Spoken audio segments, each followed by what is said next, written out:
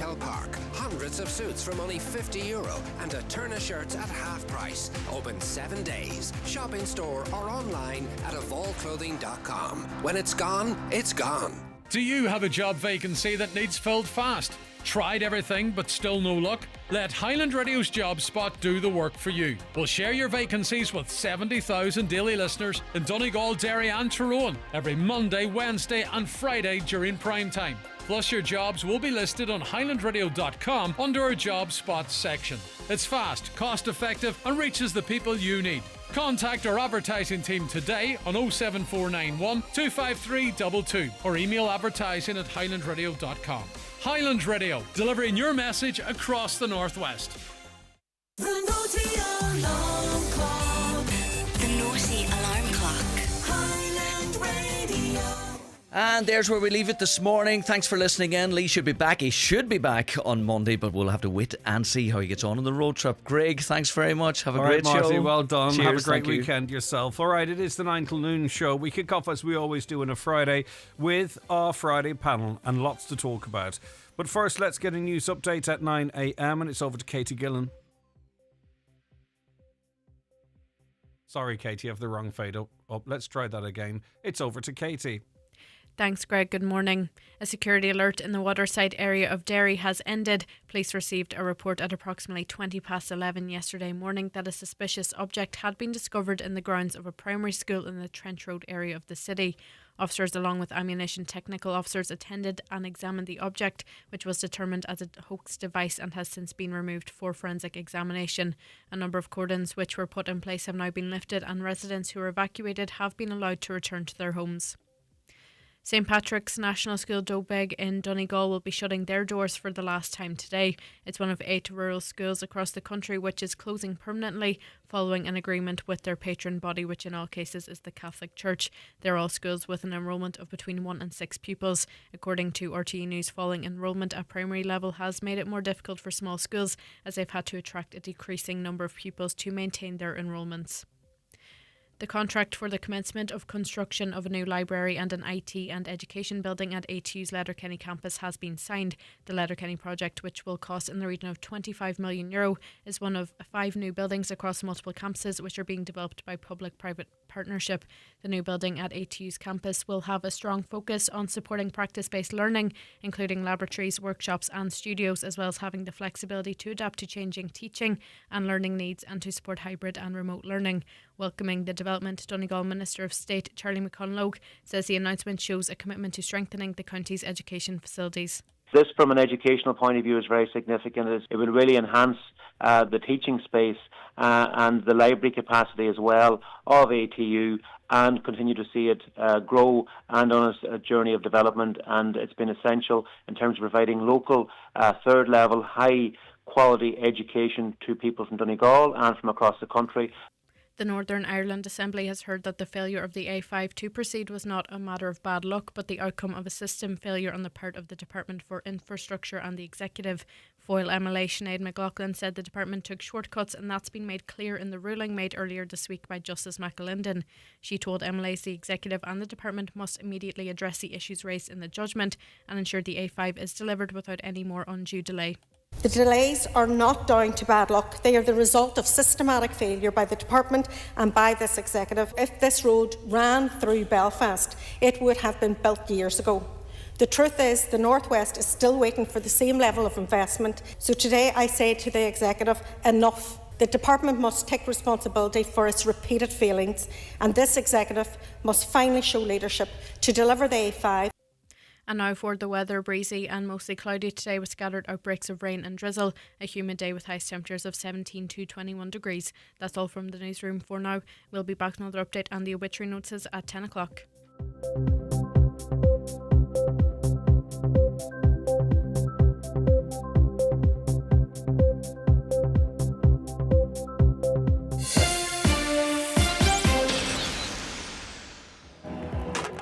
That little sound, that just made a big difference.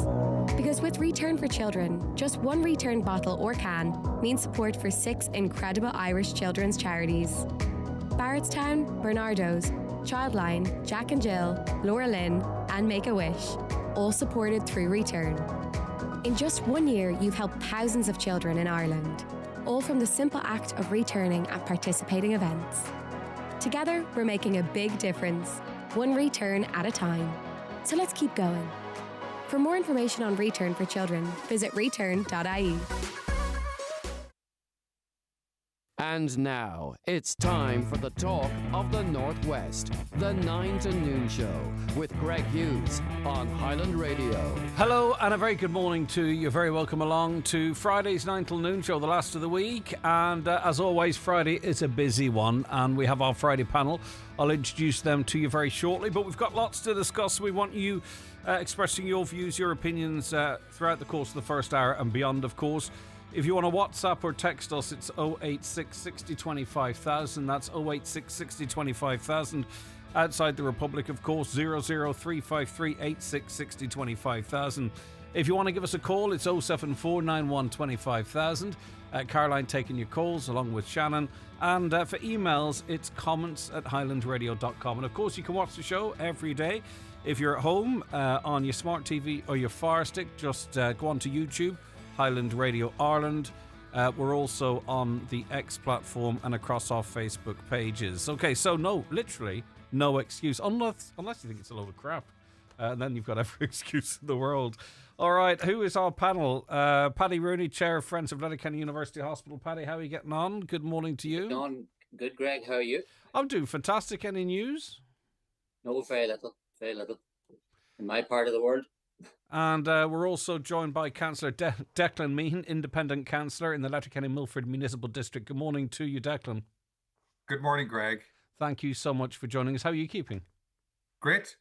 Thank God it's Friday. Yes, indeed. Okay, and we're also joined, if not now, in an incredibly short amount of time, by Deputy Marion Harkin. Marion, are you there? You've overcome any technical issues to join us, I hope. Think I can hear you. Hopefully you can hear me, Greg. You're coming through loud and clear. Thank you very much indeed. Okay, we'll crack on with business. Now, the Minister for Health still awaits the business plan for the location of a surgical hub for Sligo. What do we know? Well, we know the programme for government includes the provision of a surgical hub for the Northwest. HSC head in this area, Tony Canavan, made the decision that it would be best suited for Sligo, though seems to admit that as strong an argument could be made for Letterkenny. But he still insists that Sligo is the correct location and would do it all again. And also added that the final decision rests with the Minister for Health.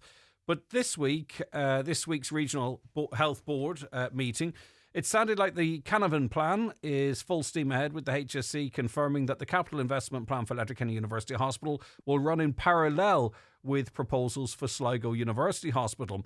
Councillor Kieran Brogan welcomed that confirmation that going forward both hospitals will be seen as a level playing field and plans for an ambulatory centre will progress. That's for Letterkenny. Now, consultants would welcome an ambulatory centre, but it's been promised before and best estimates it could be 7 to 10 years away. They insist a surgical hub now is essential for the very survival of at least some services at Letterkenny University Hospital. I'll start with you, if that's okay, Marion. Do you back Letterkenny University Hospital as a location for a surgical hub? Well, good morning, Greg, to you and your listeners. And I have to say first, as a TD for Sligo Leitrim, and I'm happy to be on your programme, and thank you because you're one of the stations that have always afforded me access to my constituents when I represented Letterkenny and all of Donegal indeed for 15 years in the European Parliament and subsequently. But you still represent part of you still represent part of Donegal as a TD. Donegal, absolutely. Yeah, just in case anyone forgets. Yeah. And can you hear me, Greg? You're coming in and out. Am I clear? Continue. Yes, there's a slight delay. Go ahead, Mariam. That's perfect. Thank you. I think you've given the background to it. I mean, this hub was in the previous HSE business plan as the Sligo Surgical Hub because an application had been made that far back. And further information was requested, and now that information is ready to go.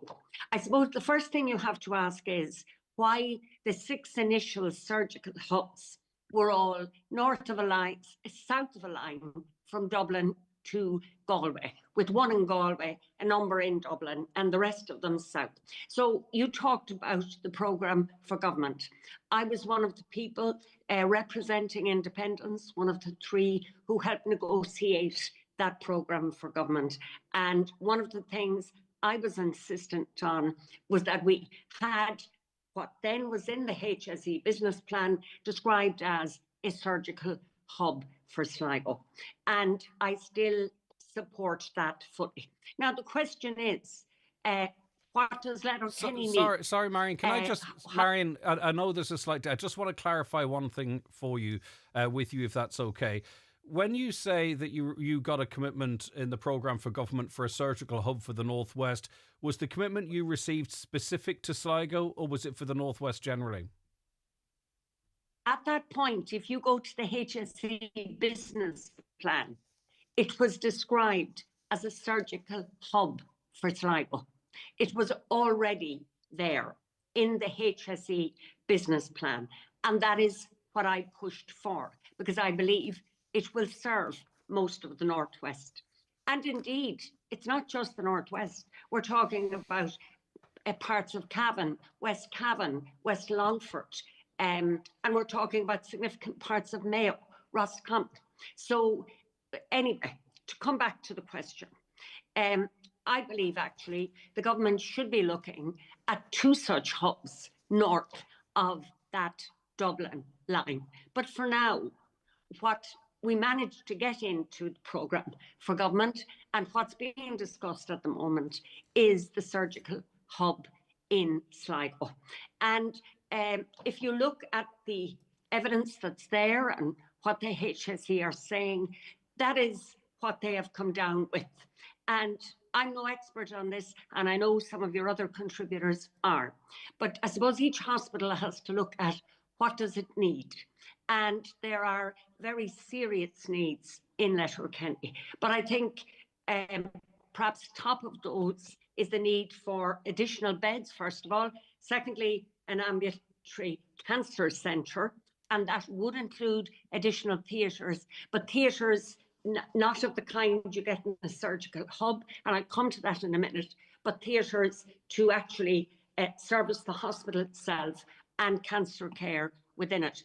And of course also some kind of minor injuries unit to take pressure off A&E. And I think most people are not fully aware of what a surgical hub is. A surgical hub is day case surgery. You don't stay overnight. It's elective surgery. So if you need certain minor procedures, they're not all minor, some of them are a little bit more, but you don't stay overnight. You go in, you have your surgery. It's an elective procedure. It's all those thousands of procedures every year that get delayed because the hospital is busy with A&E, with waiting lists that's why the waiting lists for certain services, like for example, dermatology, continue to increase. So I support Letterkenny for what it needs because I have some understanding of the needs of this region. And given the population base, I'll finish with this because I know some of your other contributors will want to answer this question. But given the population base north of the Galway-Dublin line, it is a very, very legitimate ask that there would be 2 of those surgical hubs to take those elective cases, to take the pressure off hospitals so that they can get on with the emergency and other cases that are... Just one question before I bring in our other guests, if you don't mind.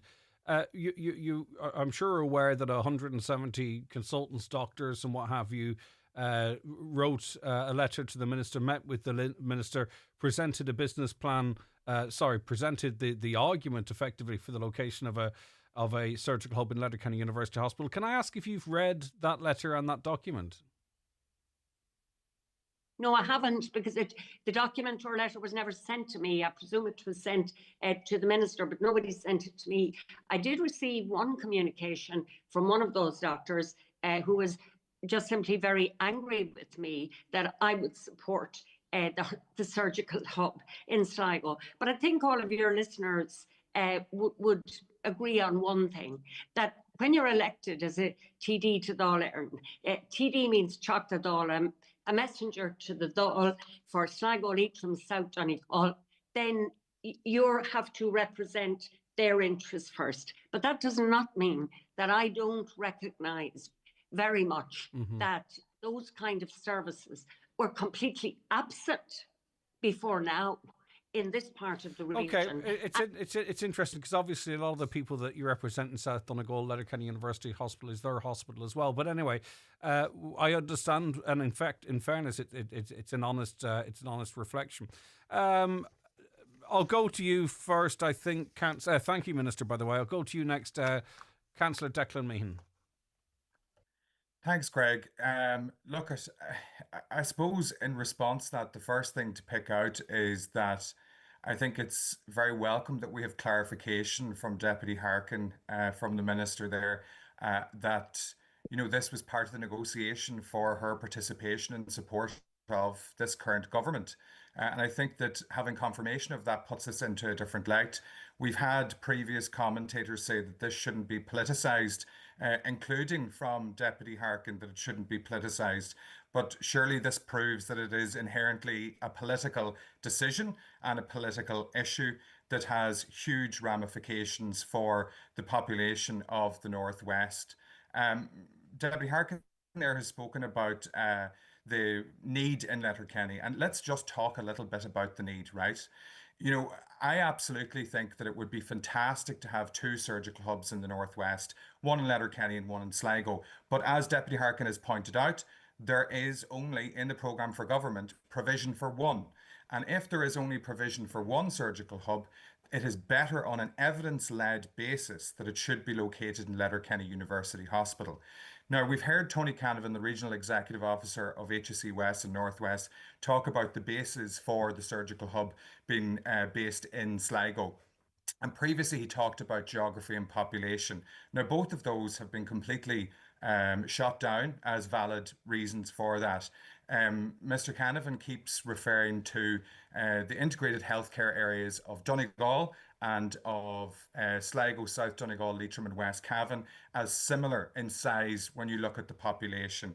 However, the fact is that you're talking about 160,000 versus about 114,000 in the other IHA. And that means that the Donegal IHA has 40% larger a population base. So in terms of population, in terms of geography, in terms of the distance that people would have to travel, Letterkenny ensures that the most amount of people, have to travel the least amount of time. Now, when we talk about need in Letterkenny University Hospital, and this is from speaking to surgeons that are working in Letterkenny University Hospital, the need could not be greater and it could not be more dire.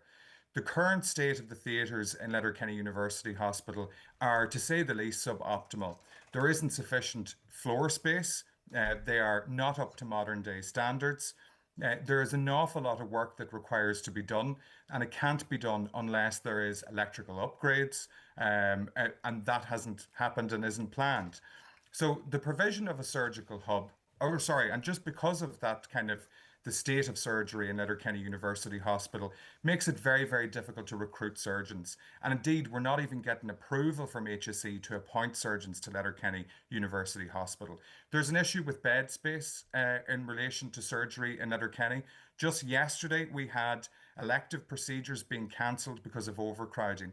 And this is because management have not previously, at any point, granted the requests of the surgical team in Letterkenny to ring fence beds for surgery. And what that means is when the hospital is overcrowded, those beds that are ordinarily used for surgery, for pre and post surgery, are then being used for inpatients. And that means you have the lists cancelled, right? And when we talk about elective procedures, the word elective is kind of misleading because just because they're described as elective procedures does not mean that they are minor. And indeed, up to 400 different procedures are approved to take place in a surgical hub.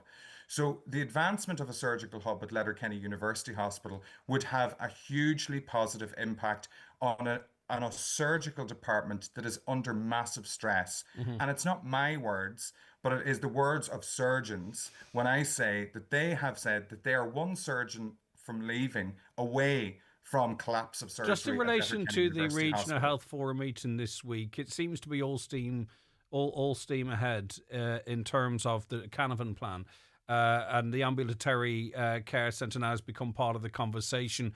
I'm not saying the surgical hub wasn't mentioned, but it seems to be there are two conversations going on. One where everyone's kicking up stink about the surgical hub, but the reality of no, actually, we're going to crack on with what was always planned. Except we might just sort of say Letterkenny, will be on a par with Sligo in terms of progression. Yeah. And Greg, I think it's important to draw this out, right? A number of weeks ago, up to 6, 7, 8 weeks ago, when all the political representatives first met on this issue, everyone was on the one page. We were fighting for the surgical hub's location at Letterkenny University Hospital, and it was an extraordinary show of unity from TD senators and the councillors who sit on that regional health forum, including myself. And what we've seen at that regional health forum this week was a bit of a drop off on that. And that's something that I'm surprised at and disappointed at. Well, And let's obviously, you're talk about. referencing Kieran Brogan. Are you saying he went on a solo run? Is that what you're suggesting, or is there Yes. others? I wasn't. Yes. Okay. No. I just want to be really clear, given the importance Yeah, of the matter. absolutely. And look, I suppose I'm disappointed that Councillor Brogan would take that at face value, because we've all been round the block long enough, and certainly Councillor Brogan has a lot longer than I have.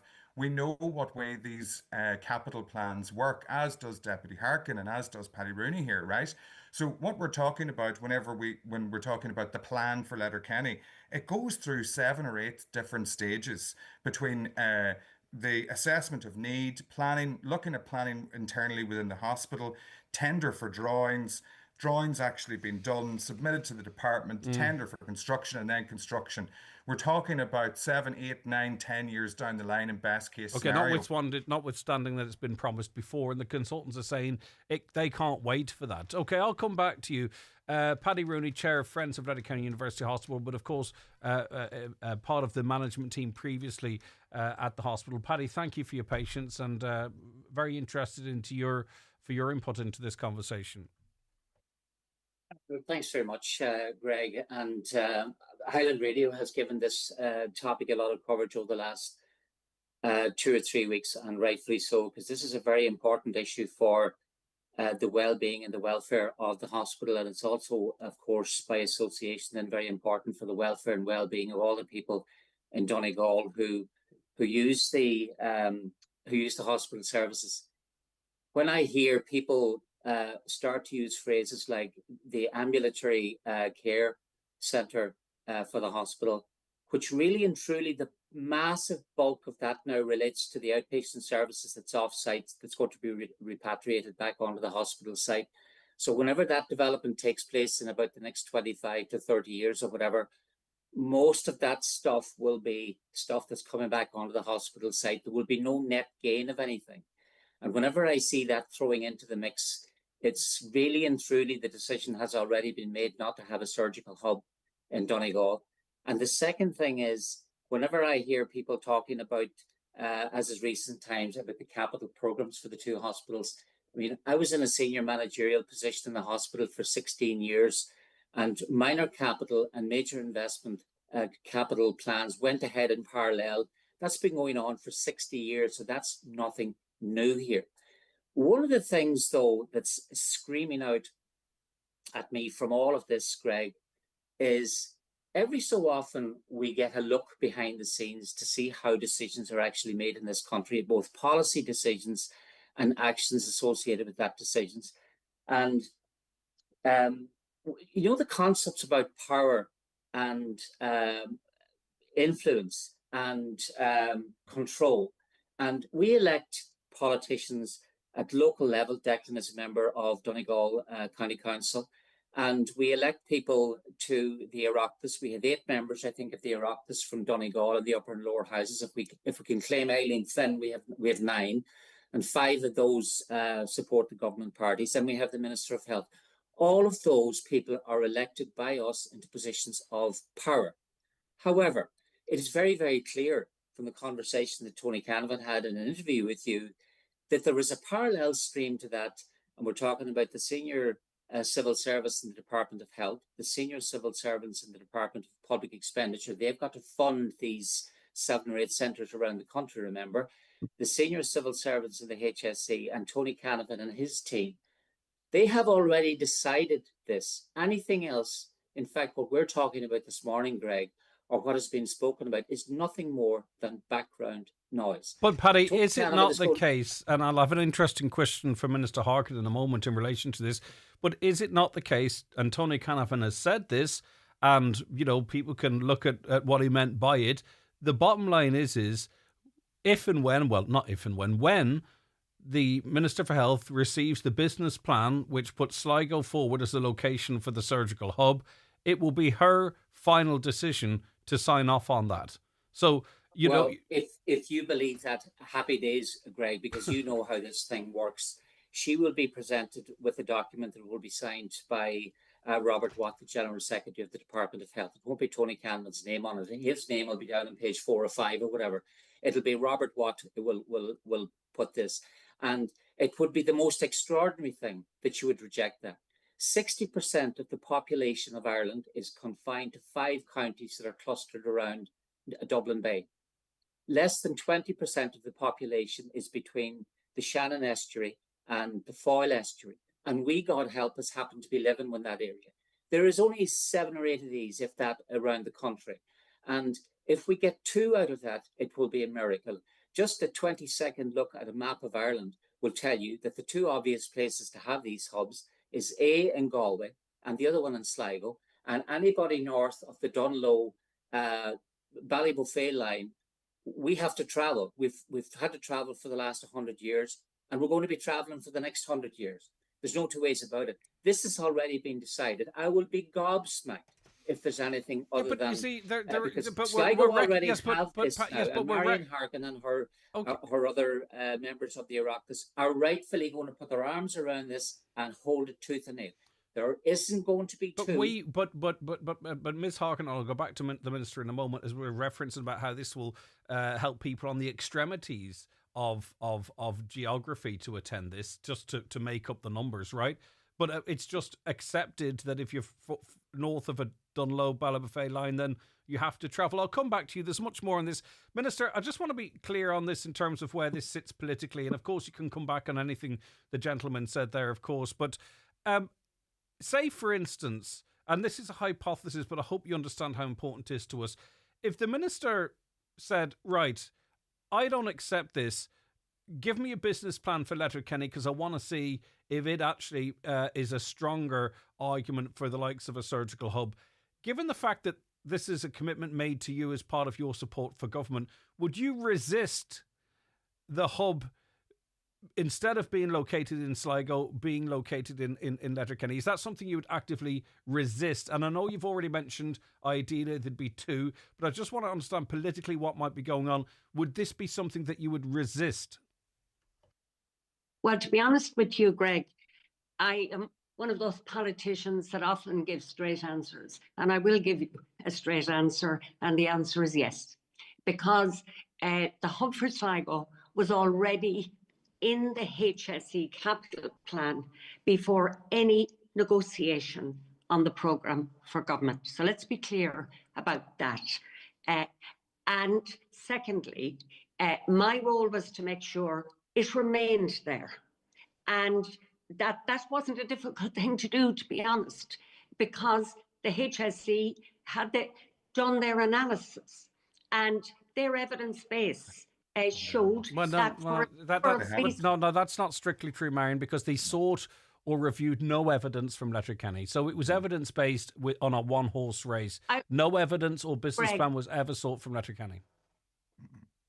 That's not what I'm asking. CHO1 represents the whole area. Their evidence and business plan represented the entire CHO1 area, which includes all of Donegal.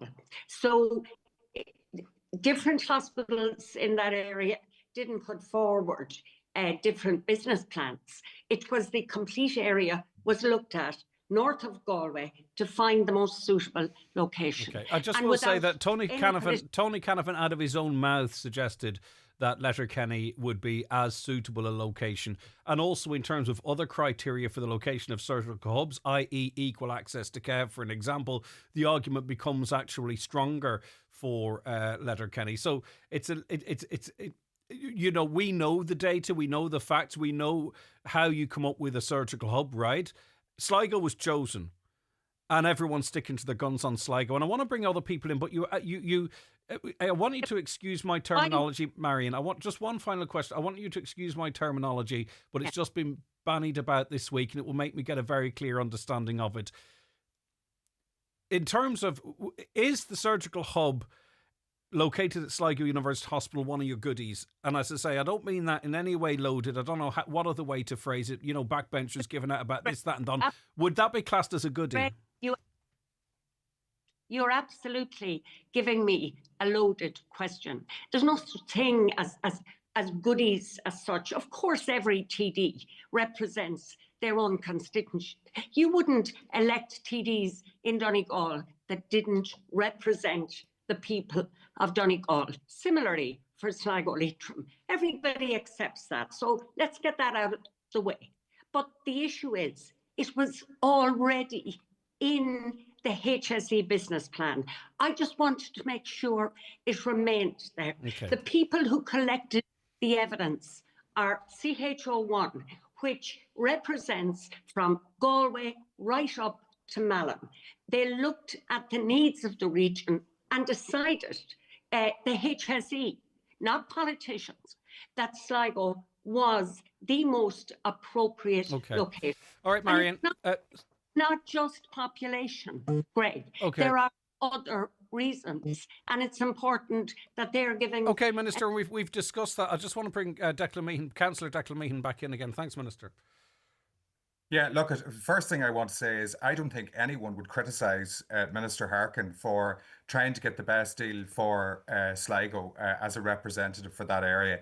That's politics, and it goes back to the fact that this is political, that this is something that we have to fight for.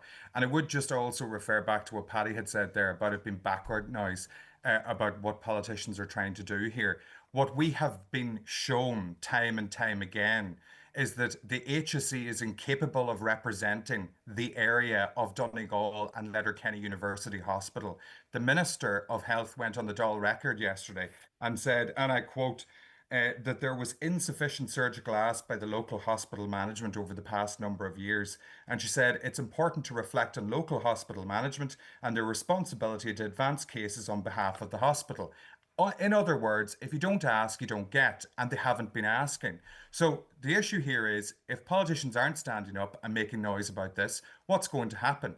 That this is just going to go to Sligo in a damp and a whimper. Yeah, but I've asked the question a million times to the point where I was embarrassing asking local public representatives of all political hues, did they have faith in the local hospital management? And to a man and woman, they said yes.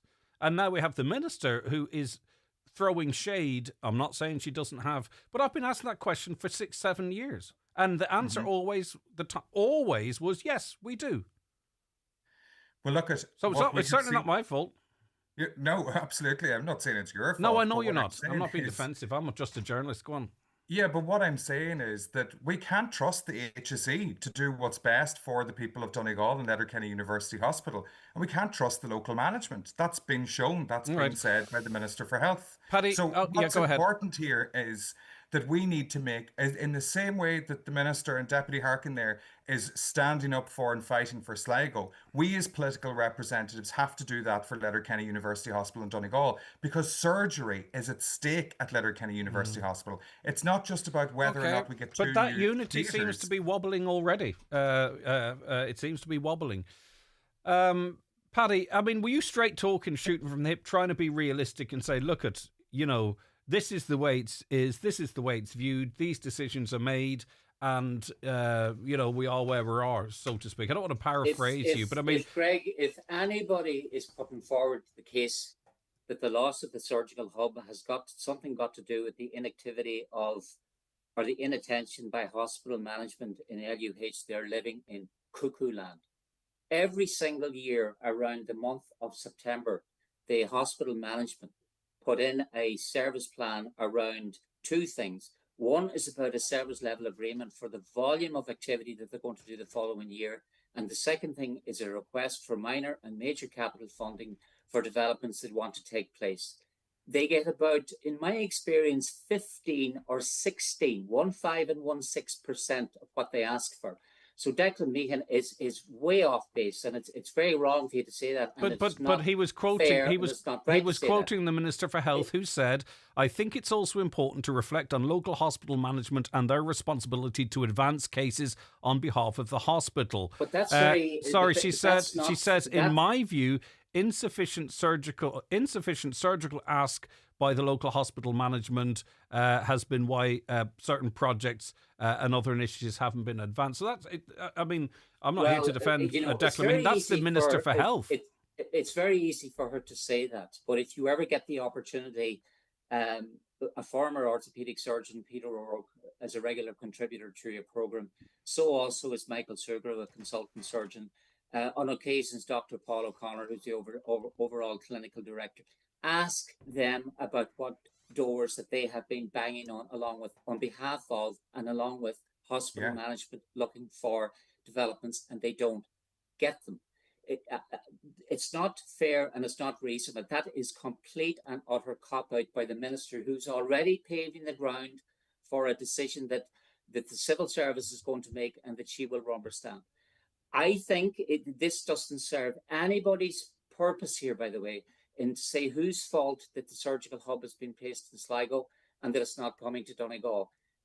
This conversation needs It's to the be HSEs. buried. Sorry? It is the HSEs, because they have not even looked at Letterkenny, Patrick. I mean, you're aware of that. So it's not about who this serves or whose fault it is. It's the HSEs. It is, but it's not management in the hospital that hasn't looked at this. But You're management right in the about hospital have not HSE. fought for this. They're rowing in behind the alternative Canavan plan instead, and are not Well, rowing in behind what politicians that's are an doing. unusual choice of words now to say that the hospital management have rown in beside this, because there are about 5 hospital consultants that sit on the hospital executive board. Are you trying to tell me, Declan, that every one of those or any of them are falling in behind? You're misinformed and you're badly mistaken, Declan, if you believe that, because that is not true. And the general manager doesn't want this, and the outgoing and new directors of nursing don't want this. That's not true, and that's a very easy cop-out. What they don't want? What? Sorry, Paddy. What are you referencing there? They don't want the surgical hub to be based in Sligo, and they don't want it to not given, because there are huge dangers for Letterkenny here, for the surgical department in the hospital, if this doesn't go ahead. If Letterkenny doesn't get some shape or form here. Anybody No, but listen. The only thing is I understand, right? But like, I'm not privy to what efforts hospital management made to try and get an opening for a business plan to be submitted, and like hospital management seemed very quickly to say, actually, what we need here is an ambulatory centre. And there was an opportunity to sort of roll in potentially behind a surgical hub at a recent meeting. But instead it was, no, actually, it's the bells and whistles ambulatory centre that we need to go on. So I don't think, Greg, that any hospital in the country was invited to submit a business case. Well, Sligo was actually invited to resubmit theirs. Because the first one failed. Right. Well, in all my time down in the hospital, I never remember the Department of Health asking any hospital for a business case around anything, because this is 10-year-old government policy now that came out of the Sláinte Care programme, and it took serious legs after COVID in 2022. I think there's 2 of these already up and running, and there might be a couple of others that are being built, and we're behind the game here. Do you know what I must do? If people want to, so it's a bit late, you see. Okay, Paddy, hold that. Joining the wagon now when the horse has bolted and the decision has been made to start of looking for blame. Okay, well, listen, that's an interesting point, which we'll come back to. I do have to take a break, though. We'll be back in about 4 minutes. My apologies, we just overrun, given the importance of it. Sorry for holding everybody on the line there. Organ donation saves and transforms lives. A change in Irish law means that if you are an adult, you will now be considered an organ donor when you die. The choice to become an organ donor is yours, but it's important that your loved ones know your wishes. A register is available for those who would like to opt out of organ donation. Visit hse.ie/organ donation or call HSE Live on 1800 700 700 to find out more. From the HSE. The All-Ireland Championship rolls on for Donegal this weekend as Jim McGuinness's side return to Croke Park. Up next at the quarter-final stage is Monaghan this Saturday afternoon. Throw-in time at GA headquarters is 4 o'clock, and you can join me, Oisín Kelly, Brendan Devaney and Brendan Kilcoyne for full live match commentary on Highland. Donegal action in this year's championship is brought to you by Highland Motors Letterkenny with the all-new Dacia Duster from just €199 per month. Refreshed looks, sophisticated yet practical and tough. Now also available in hybrid. Luxury living begins at the heart of your home, your fireplace. At Spratt Fireplaces, Newmills Letterkenny, we offer statement fireplaces, bespoke surrounds, and a wide range of stoves, including gas, wood burning, pellet, and bioethanol models. No chimney? No problem. We'll help you choose and install the perfect solution. Stylish, efficient, and tailored to your home. Call 074 91 24144 or visit spratfireplaces.ie. Spratt Fireplaces, bringing comfort and style home. Looking for your next big career move? Come along to the TCS Careers Evening at the Tata Consultancy Services Global Delivery Centre, Letterkenny Business and Technology Park, Wednesday 9th of July from 3 till 7 p.m. Meet the team, explore exciting roles and discover where a career at TCS could take you. Visit tcscareers.ie for current opportunities. That's tcscareers.ie. Euronics is celebrating 20 years in Ireland with amazing offers across all departments. Buy a gas cooker or hob and get free gas. Get big savings on washing machines, fridge freezers, TVs, laptops and more. Visit Ben Sweeney Euronics, Port Road Letterkenny or the shopping centre Dunlow. Highland Radio Time Checks brought to you by EirGrid, the operator and developer of Ireland's electricity grid. EirGrid, powering up communities, powering up Ireland. The time is... The countdown is on.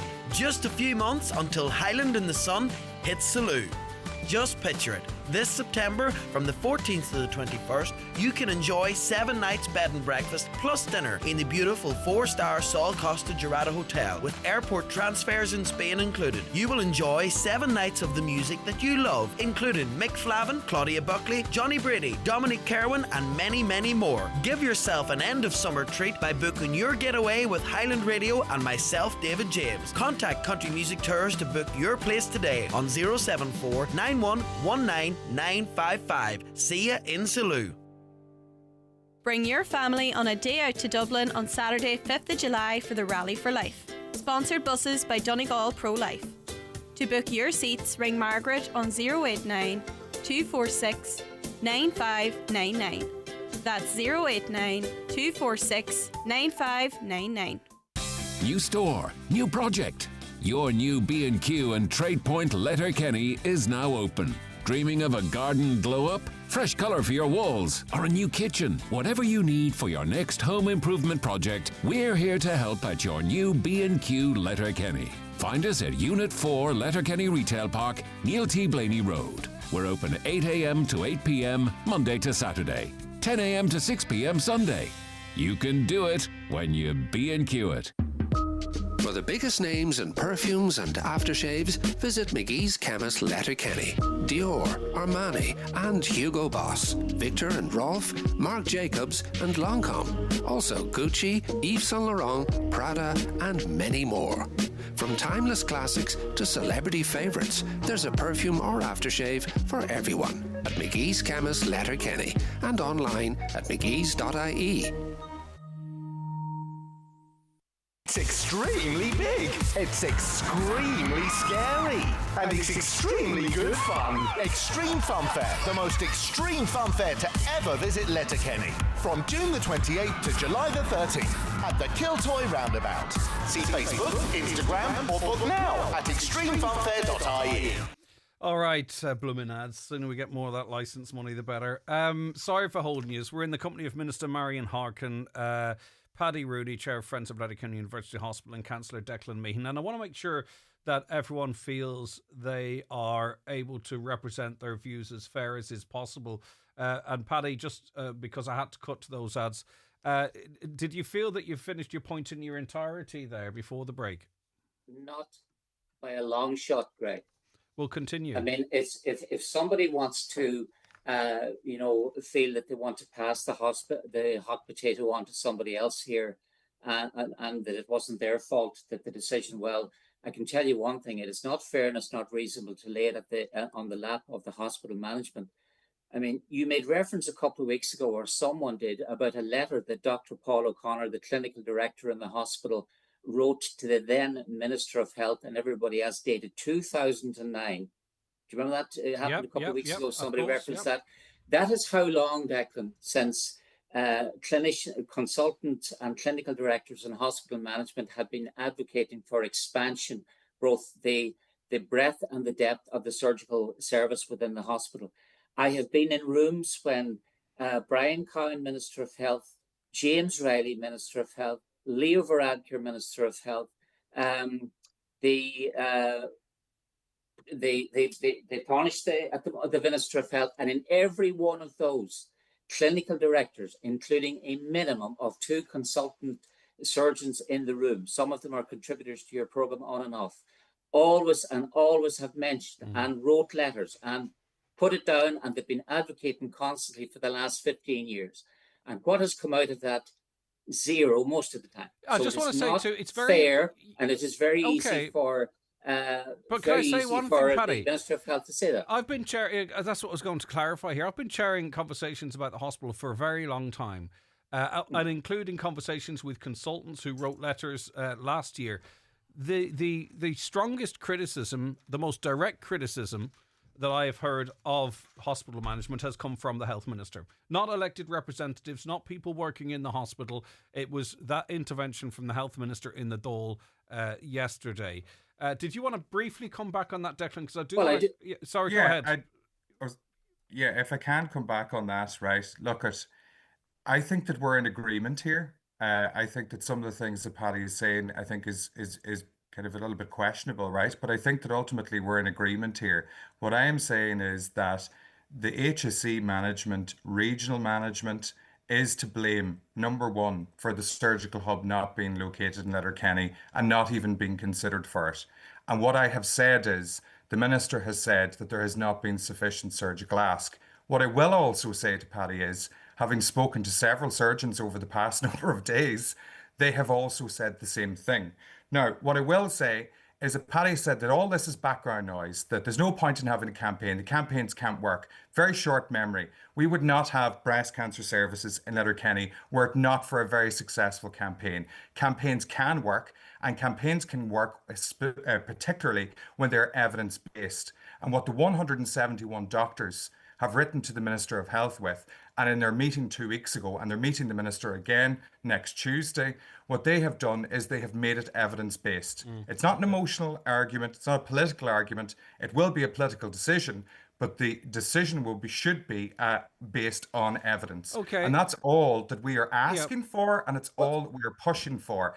I would also say that in addition to the minister's comments about there being insufficient surgical ask over the number of years, and I can only go on what's been put on the Dáil record, what I can also would like to refer to is that there is next to zero in capital investment year after year in capital plans. We have 0.3 of the 2025 capital plan for Donegal, 0.3%, when we have 3.2% of the population. And that is a trend that happens year after year after year after year. So something's not right. All right. The proposals are not going forward. I'll come back to you in a mo. Minister Harkin, I want your sort of a reflection from you, but I just want to clarify something, and I'm sorry to keep, maybe I've already clarified this, but the location of a surgical hub in Sligo, as recommended by the HSE and as predates, your agreement with them, I recognise all that. Yeah. That is actually forms part of an agreement for your government support. I phrased it maybe a bit antagonistically earlier, and I didn't intend to do so really. I couldn't phrase it as I wanted to. But it is a fundamental plank of your support for government. Is that fair to say? Greg, that it was already there in the HSE capital plan. Understood, yeah. And I wanted to make sure it end there. Now, can I just make one or two comments here? Of course you can. I suppose people are talking about it, and it depends. I mean, if you just take Sligo, Leitrim and South Donegal, because a lot of people from South Donegal come to Sligo University Hospital. Yes, the population of the entire county of Donegal is greater, but we're also talking about North Mayo, West Cavan, North Roscommon, even up as far as Longford. So, you know, there's equal arguments. I know, but it's I'm not always us, interested- Marion, with respect, it's always us that have to travel. You don't. Why? When is a politician going to come on and say it has to go into Sligo because of Malin, because of Carndonagh, because of Mayville, because of Dunlow? Why is it always North Mayo or West Roscommon or North Leitrim? Greg, it's not always people from Donegal who have to travel. Lots of people from Sligo have to go to Galway for certain types of cancer treatment. I mean, lots of people do. And I'm not saying that you shouldn't have full services in Letterkenny. What I am saying is, what is a surgical hub? A surgical hub is for elective surgeries that take the pressure off the real sort of surgery and the major operations, those who present in A&E, etc., within the hospital. Understood. And Greg, it's really, their surgical hubs were sold as something fantastic, and yet recently, as soon as we want one, they're kind of just not that great. But listen, Greg, I want to. That's what they are. Yeah. Okay. But just there's something really important I wanted to say.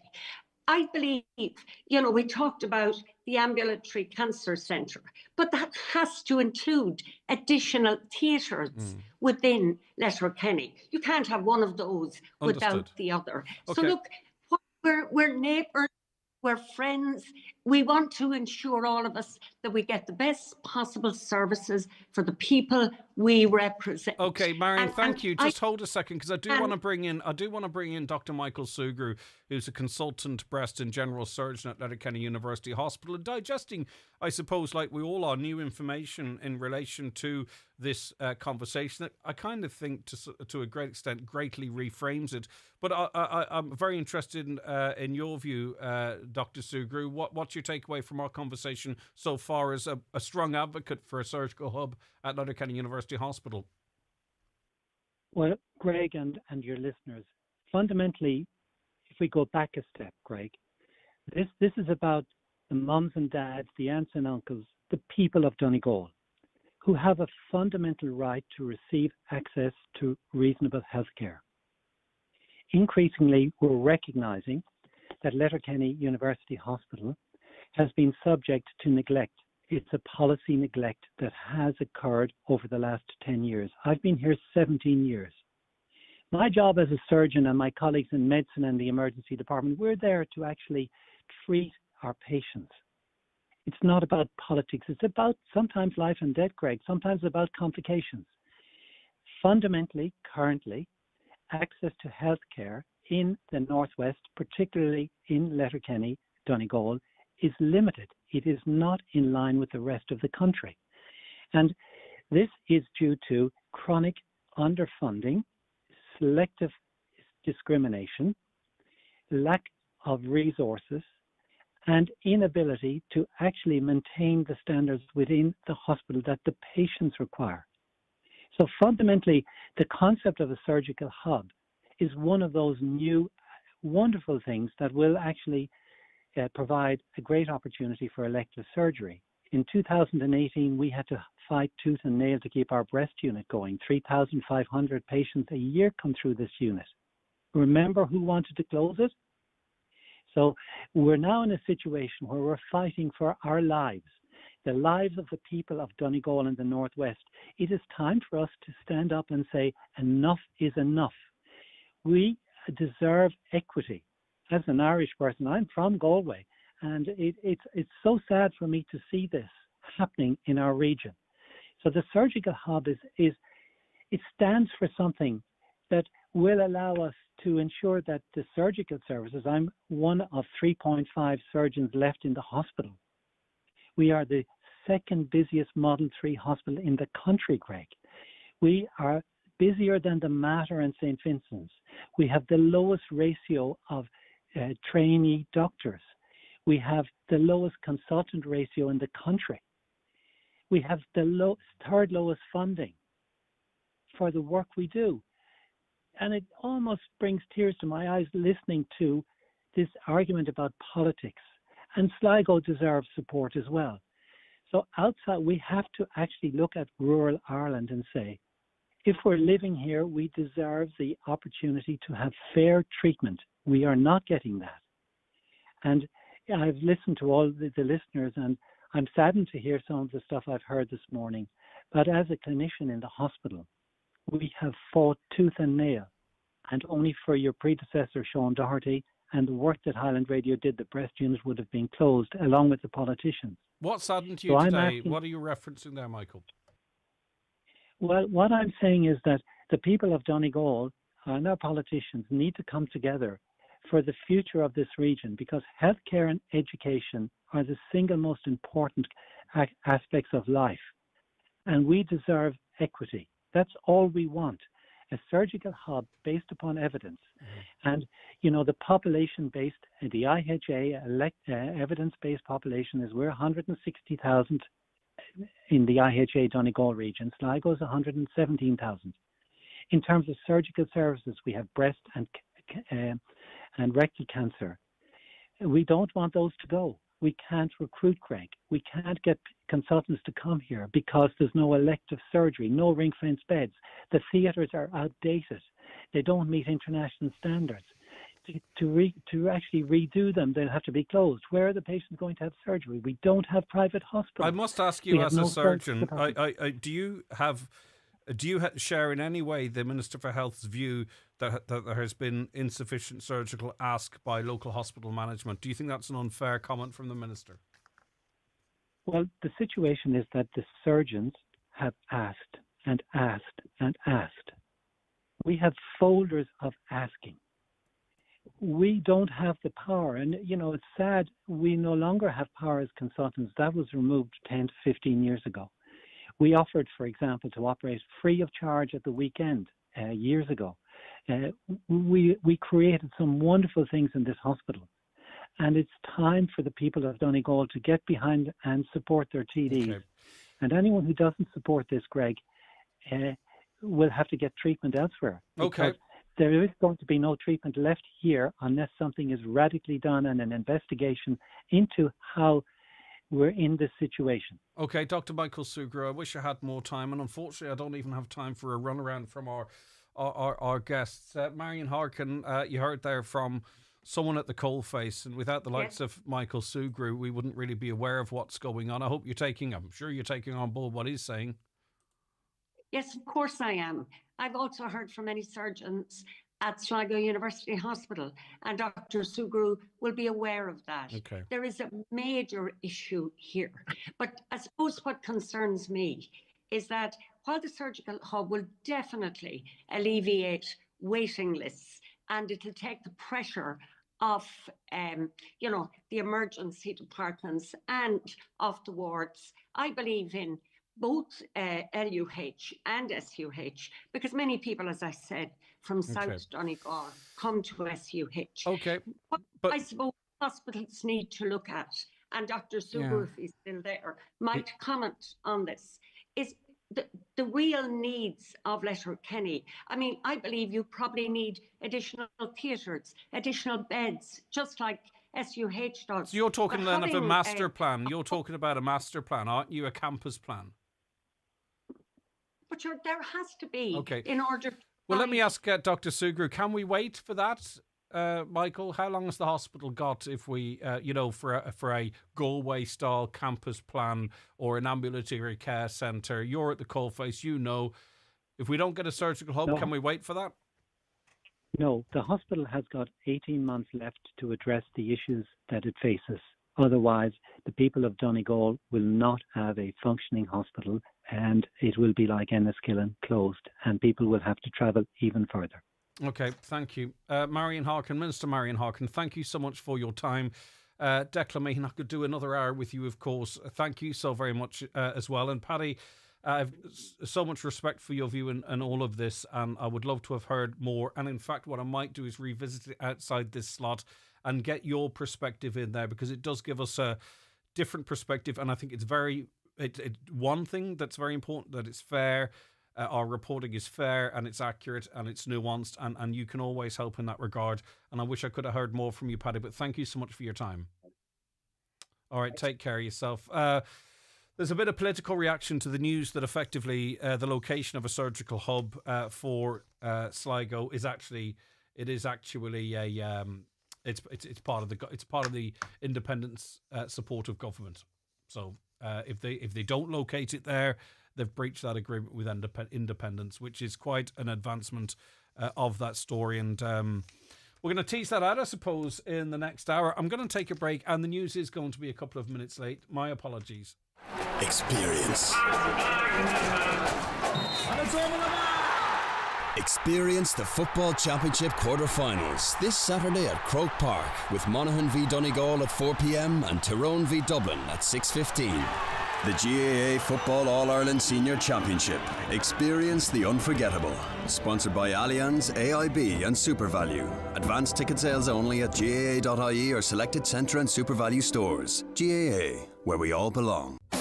Brian McCormick Sports. Summer sale is now on. Click on bmcsports.ie. Up to 50% off. Brooks, Asics and Hoka footwear. In-store and online. Women's Adidas clothing. Save 30% on tops, tees and matching bottoms. Adidas and Puma football boots clearing up to 50% off. Summer sale now at Brian McCormick Sports, Main Street, Letterkenny. Or click on bmcsports.ie for next day delivery. It's easy to feel trapped when you're dealing with mortgage arrears. The worry, sleepless nights, the impact on you and your family. But there is a way out. Welcome. Come on in. At Awalia, our door is always open. We're here to help and ready to listen. Get free, confidential support and practical advice to help you take control of the situation by visiting mabs.ie/Awalia. That's mabs.ie/Awalia. An initiative of the Government of Ireland. Will you have a pint, Gareth? Sure, I can always take the quiet road home.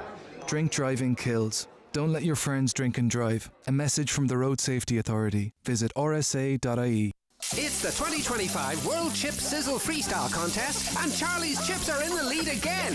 They're coming up to the finishing pan, and Charlie's Chips are the 2025 World Champions. Sourced locally, hand-cut and freshly cooked. Served with mouth-watering burgers, fresh battered fish or delicious chicken, plus a great selection of gluten-free options. Open Tuesday to Saturday 12 to 8 and every Friday for breakfast from 9. When the hunger hits, pull into Charlie's on Pierce Road, Letterkenny.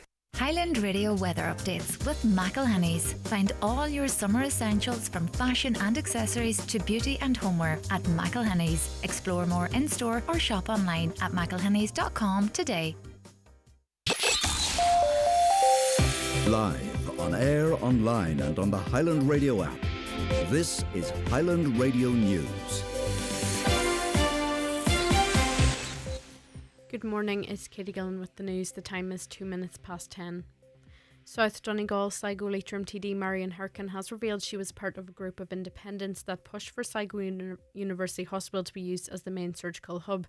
Speaking to Greg Hughes on the 9 till noon show this morning, Minister Harkin says it was always in the HSE's business plan for Sligo to be used and not Letterkenny. She says she believes it will serve most of the Northwest. I was one of the people representing independents, one of the three who helped negotiate that programme for government.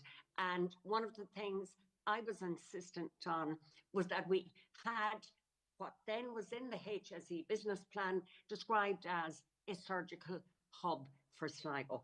And I still support that fully. It was already there in the HSE business plan. And that is what I pushed for, because I believe it will serve most of the Northwest. The contract for the commencement of construction of a new library and an IT and education building at ATU's Letterkenny campus has been signed. The project, which will cost in the region of €25 million, is one of 5 new buildings across multiple campuses which are being delivered by public-private partnership. The new build at the Letterkenny campus will have a strong focus on supporting practice-based learning, including laboratories, workshops and studios, as well as having the flexibility to adapt to changing teaching and learning needs and to support hybrid and remote learning. Welcoming the development, Donegal Minister of State Charlie McConlogue says the announcement shows a commitment to strengthening the county's education facilities. This, from an educational point of view, is very significant. It will really enhance the teaching space and the library capacity as well of ATU, and continue to see it grow and on a journey of development. And it's been essential in terms of providing local third level high quality education to people from Donegal and from across the country. Derry residents have returned to their homes following a security alert in the Waterside area yesterday. A report was received at approximately 11:20 in the morning that a suspicious object had been discovered in the grounds of a primary school in the Trench Road area. The PSNI officers, along with ammunition technical officers, attended and examined the object, which was determined as a hoax device and has since been removed for forensic examination. A number of cordons which were put in place have now been lifted.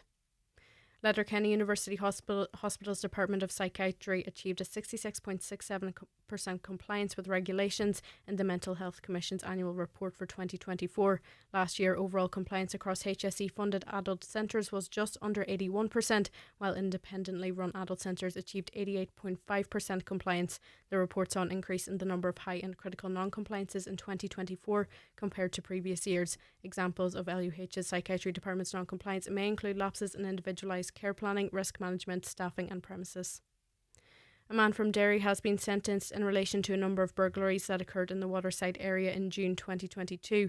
He had stolen a vehicle which was later discovered in Donegal following a collision. Ellen Butler reports. Matthew Paul Grant, aged 22 and from the city, appeared at the Crown Court in Derry via video link and was sentenced to 32 months, with half to be served in custody and half on licence. He had previously pleaded guilty to a number of offences, including 2 counts of burglary. The burglaries took place overnight between Sunday, June 26th and Monday, June 27th, 2022. Items including cash and a vehicle were stolen. Later that day, the vehicle was recovered in County Donegal following a collision. The driver, Matthew Paul Grant, was arrested by An Garda Síochána. The PSNI says it's committed to investigating all criminality and determined to bring those involved in home invasions before the courts. Phase 2 of Buncrana's Nighttime Economy Grant Scheme has been launched by Donegal County Council. After the first round of funding in October of last year, the scheme is inviting businesses, community groups, artists, musicians, performers and individuals to bring fresh ideas forward for Buncrana's nighttime offering, one of 9 towns across the country where the model is being piloted. Grants of up to €1,000 are available to help add to the variety of events Buncrana offers at night, with Friday, July 8th, the closing date for applications. Sophie Gallagher is Nighttime Economy Advisor for Buncrana. We're actively developing and finalising an action plan for the town that will have key actions that we'll develop with the Nighttime Economy Committee made up of stakeholders in the town. This fund is a real chance for people to activate those ideas and build on what is already a really busy, bustling town after dark, but we could only enhance it and make things better. I think Buncrana's really having a moment. There's always stuff happening and people are very proactive. And now for the weather, breezy and mostly cloudy today with scattered outbreaks of rain and drizzle. A humid day with highest temperatures of 17 to 21 degrees. That's all from the newsroom for now. We'll be back with the headlines at 11 o'clock.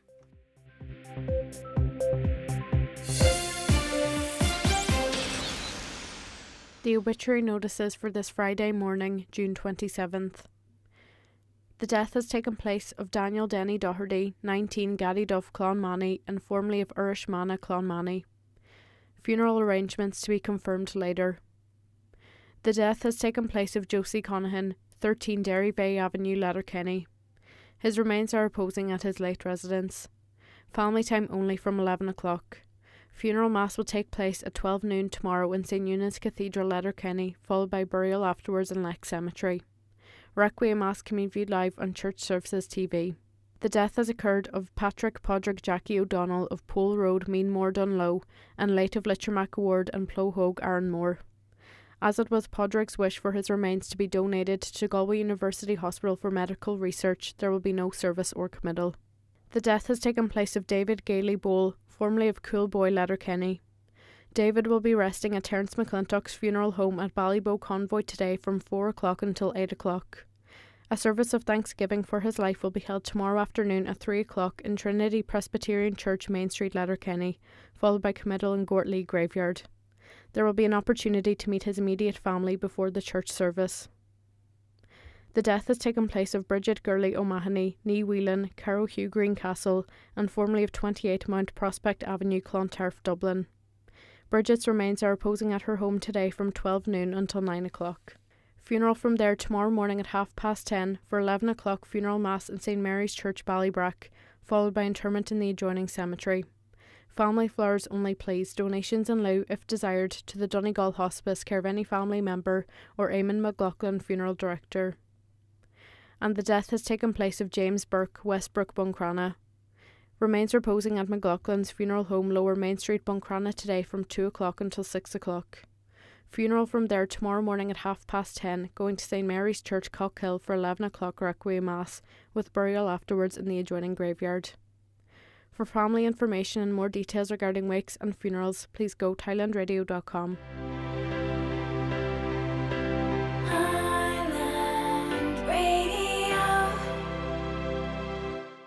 The Sofa Time Summer Sale is now on. Don't miss our festival of savings with huge reductions across the entire range. Discover our best ever lineup of sofas, exclusive designs, and delivery throughout Ireland. Visit our new store at Crescent Link Retail Park, Derry. Sofa Time. Make it yours. McCullough Jewellers in Letterkenny are synonymous with fine jewellery, quality watches and giftware, with stores at Main Street, Letterkenny and the Letterkenny Shopping Centre, or online at ormccullough.com. You can choose from their quality product range in a relaxed atmosphere, and their sales staff will be happy to help you make the right choice, whatever the occasion. McCullough Jewellers, making moments magical for generations. Is your little one starting big school this September? At Dunnes Stores, we've got you covered for those memorable milestones. From waving goodbye at the gate to snapping that first proud photo in their new uniform. Feel confident as they take their next big step with quality schoolwear. Pick up a 3-pack of playproof polos from €5. Pair these with Easy Care joggers also from €5, plus a comfy sweatshirt from €3.75. Shop back to school in store and online now. Dunnes Stores, always better value. Terms and conditions apply. Hello Sunshine, are you summer ready? Clear vision indoors and sun protection outdoors, whether you're after fashion, function or both. At Louis Walsh, your local family-run opticians, they have a fabulous offer of free stylist sunglasses when you purchase your new glasses from their exclusive range. Call into the team at the Courtyard Shopping Centre, Letterkenny, or call 91 21000 for expert advice on how to keep your eyes healthy this summer. Some terms and conditions apply. It's Dining and Garden Week at Easy Living Furniture. Enjoy massive savings both in-store and online with hundreds of special offers in our dining department. Plus get free delivery on all dining orders over £499. Looking to upgrade your outdoor space? We're also offering free delivery on all garden furniture orders. Perfect for creating the alfresco dining experience that you've always dreamed of. Shop now at Easy Living Furniture, Crescent Link Retail Park, Derry, Londonderry. Crawley Distillery Visitors Experience is celebrating its 3rd birthday on Friday the 4th of July and you're invited. Join the crack at 3 p.m. for a special toast and your chance to win a bottle your own experience. Plus enjoy 50% off tours on the day only with code 3years online at thecrawleydistillery.com. Enjoy entertainment, special offers and a warm voucher for all. Crawley Distillery, experience the spirit of Donegal. Aldi's uniform bundles aren't just great value. With a 2-pack of polo shirts, skirt or trousers, plus a cardigan or sweatshirt, all for less than €5, they also come with a 12-month satisfaction guarantee. So they're ready for all the thrills and, well, spills of a whole school year. Bring it on. On sale from 29th of June, while stocks last. Well, quite the interesting first hour, it has to be said. Thanks very much to Minister Marion Harkin, Councillor Darren Meehan and Paddy Rooney, of course, all with, as it turns out, unique insights into the Surgical Hub conversation. And that conversation has evolved really quite significantly, because we've learned for the first time that effectively the provision of a surgical hub at Sligo University Hospital is part of the Lowry deal, effectively, for independent support the government. And that changes things really quite significant. And I asked Marion Harkin directly if there was no surgical hub provided for Sligo, would that sort of breach that agreement? And I think I'm correct in interpreting her saying yes. So we don't know the details of that deal. We do now. We know one detail that's pretty relevant, and it's pretty relevant to the entire conversation now. And really, it would have been really useful, I suppose, if that information had been out in the public domain long before now. We're sure to be getting some reaction to that revelation shortly.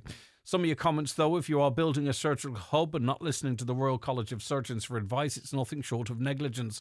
Councillor Meehan is correct. Management have let us down. Though that was the comments of the health minister that he quoted. I'm not sure he himself was critical of management. I have to take the bus to Galway midday prior to a morning appointment the following day in Galway. Lucky to get accommodation at €200. What a way to treat people. The political system, if one can call it that, has failed the people of Donegal. By the way, shame on Marion Harkin. How many years would we have to wait for a hub if it was granted? Well, the thing is they're planned, they're there, they're costed, and it would happen really quite quickly if the will was there.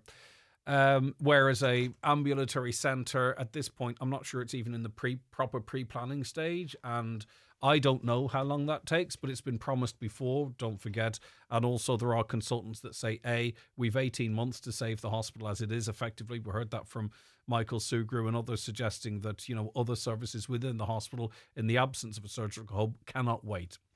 Why does Marion Harkin keep referring to the people of South Donegal who travel to Sligo? She never once mentioned the hardship imposed on patients from Malin or Tory Island. Mayo patients have the option of Sligo or Galway.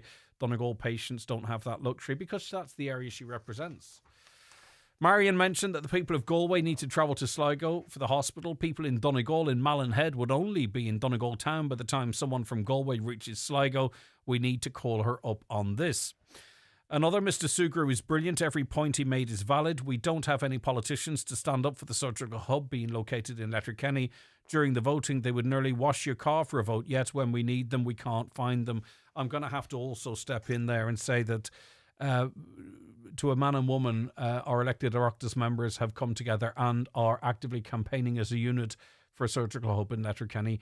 And it is only right and fair that I do point that out. The councillors have also expressed their support as well. So they are fighting, but what they don't have is they don't have the Lowry deal, which is a major disadvantage.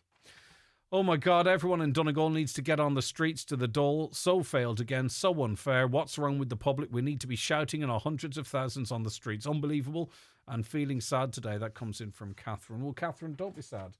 We're trying to all collectively here do the best for Donegal. And who's to say we might end up with our fair share.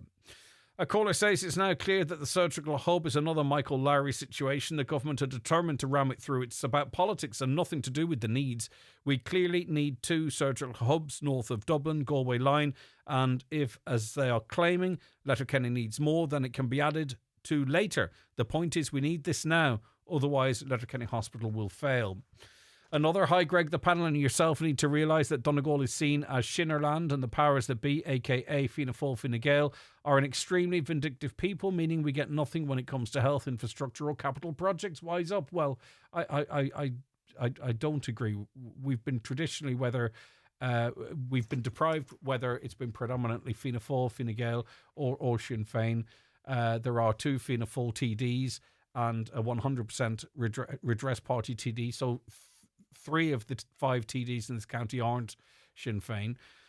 Greg, my brother is in Letterkenny Hospital now, 10 weeks, along with 9 other clients, taking up beds because they've nowhere to go. Can't send them home because no one is there to take care of them. So that's about 80,000 on one patient. It was estimated yesterday, wasn't it, that a week's stay in a hospital costs €8,000. So that person who's got nowhere else to go because there's no step down by the sounds of it, or non-acute hospital care, €80,000 the bill for that one person is.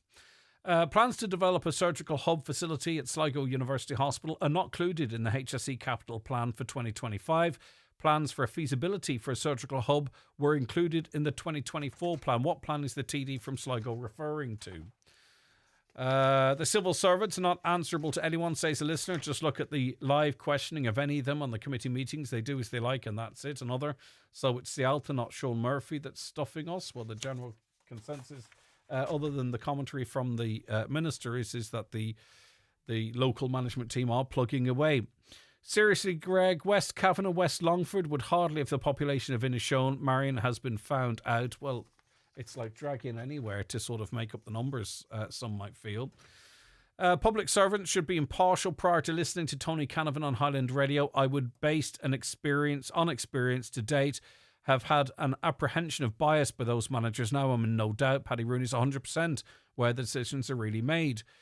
Greg, why is there no mention of Donegal linking up with Altnagelvin as a surgical hub? Well, I mean, cross-border, this, that and that. At the end of the day, the surgical hubs are being rolled out. We've got 2 of 6. There's another couple. Sligo's getting one of those. We're not. Then, of course, you can talk about cross-border care and everything. I'm not sure how that might be provided for. It's about getting something done now. That's the feeling I'm getting. Another, it's very clear now why the surgical hub is going to be in Sligo. It was a done deal with Marion Harkin and the government. Donegal shafted again. I think that was pretty much made clear in the first hour. Hi, Greg. It's like playing the same old record over and over again. We hear all these boys that got elected on your show, and going back to Sean Doherty's time, they can talk, but nothing ever changes. Well, the person that went back to Sean Doherty's time was Dr. Michael Sugrue, who's one of the most highly respected consultants in the country and a very powerful voice for everyone in Donegal as it relates to services in Letterkenny University Hospital. Interesting hearing this today. Management never put a business case for a hub in Letterkenny. Time and time again we hear this. Heads should roll. Ask the real big questions. Who's running Letterkenny University Hospital? Well, we know the makeup of it. We know the barriers that we have here for development, be it regional, above regional, national. We understand that structure. Right. Okay. I'm going to take a break, but before I do, we just read some requests out around about this time, as I love to do so. Please wish Daniel Boner a happy 60th birthday from all in Dunlow Day Centre and the Bingo Gang. Have a great day, Daniel, the big 6-0. Can you wish Layla McMonagall a happy 9th birthday from her nephew Reuben? Thank you. Happy birthday, Layla, from all of us as well. Bert's Big Bingo is on this Sunday at 3 p.m. in St Mary's Hall. All proceeds to parish funds. Hi, Greg. Can we all say good luck to the Donegal team who take on Monaghan tomorrow? We need as many supporters in Croke Park as possible to get the boys over the line. Massive game for the county, who are doing us proud at the moment. Let's be loud and vocal, and hopefully that will push the boys on to bring your colours and flags. And last one for now, thanks to everyone in the Social Welfare Office in Buncrana. I went in there yesterday with a question and found the staff extremely helpful and courteous. I left with the information I needed and very happy. Take a bow, Social Welfare Office staff in Buncrana. Good luck if you're playing the bingo. The county's #1 talk show, the 9 till noon show on Highland Radio. It's time for Vision Ireland Bingo on Highland Radio. It's Friday the 27th of June. You're playing on the yellow sheet for the daily prize of €800. The reference number is S10. It's game number 26. The numbers are 53, 69, 64, 25, 15, 67, 56, 55, 83, and finally 47. Phone your claim to 9104833 before midnight, leaving your name, contact number and the name of the shop where you purchased your book, and we'll call you back the next working day. Get all your Vision Ireland bingo information at highlandradio.com. New store, new project. Your new B&Q and TradePoint Letterkenny is now open. Dreaming of a garden glow-up? Fresh colour for your walls? Or a new kitchen? Whatever you need for your next home improvement project, we're here to help at your new B&Q Letterkenny. Find us at Unit 4 Letterkenny Retail Park, Neil T. Blaney Road. We're open 8 a.m. to 8 p.m. Monday to Saturday, 10 a.m. to 6 p.m. Sunday.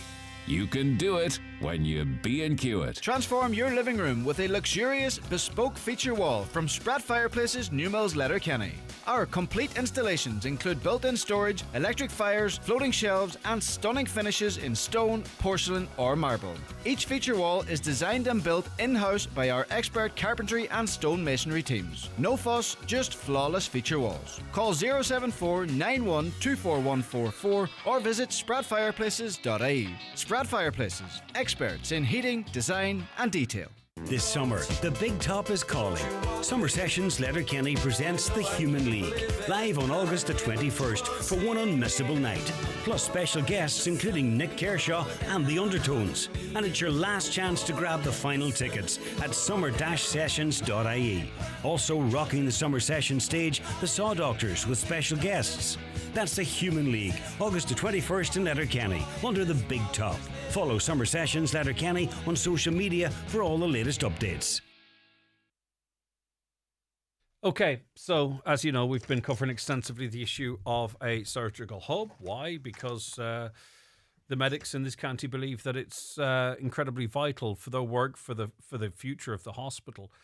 And also, our Oireachtas members completely united in this regard, speaking as one voice, and it seems for the most part our councillors as well. But I think the story's taken something of a dramatic turn today, and I think listening to Marion Harkin's comments was Sinn Féin Party Chief Whip, Deputy Pádraig McLaughlin, and he joins me on the show now.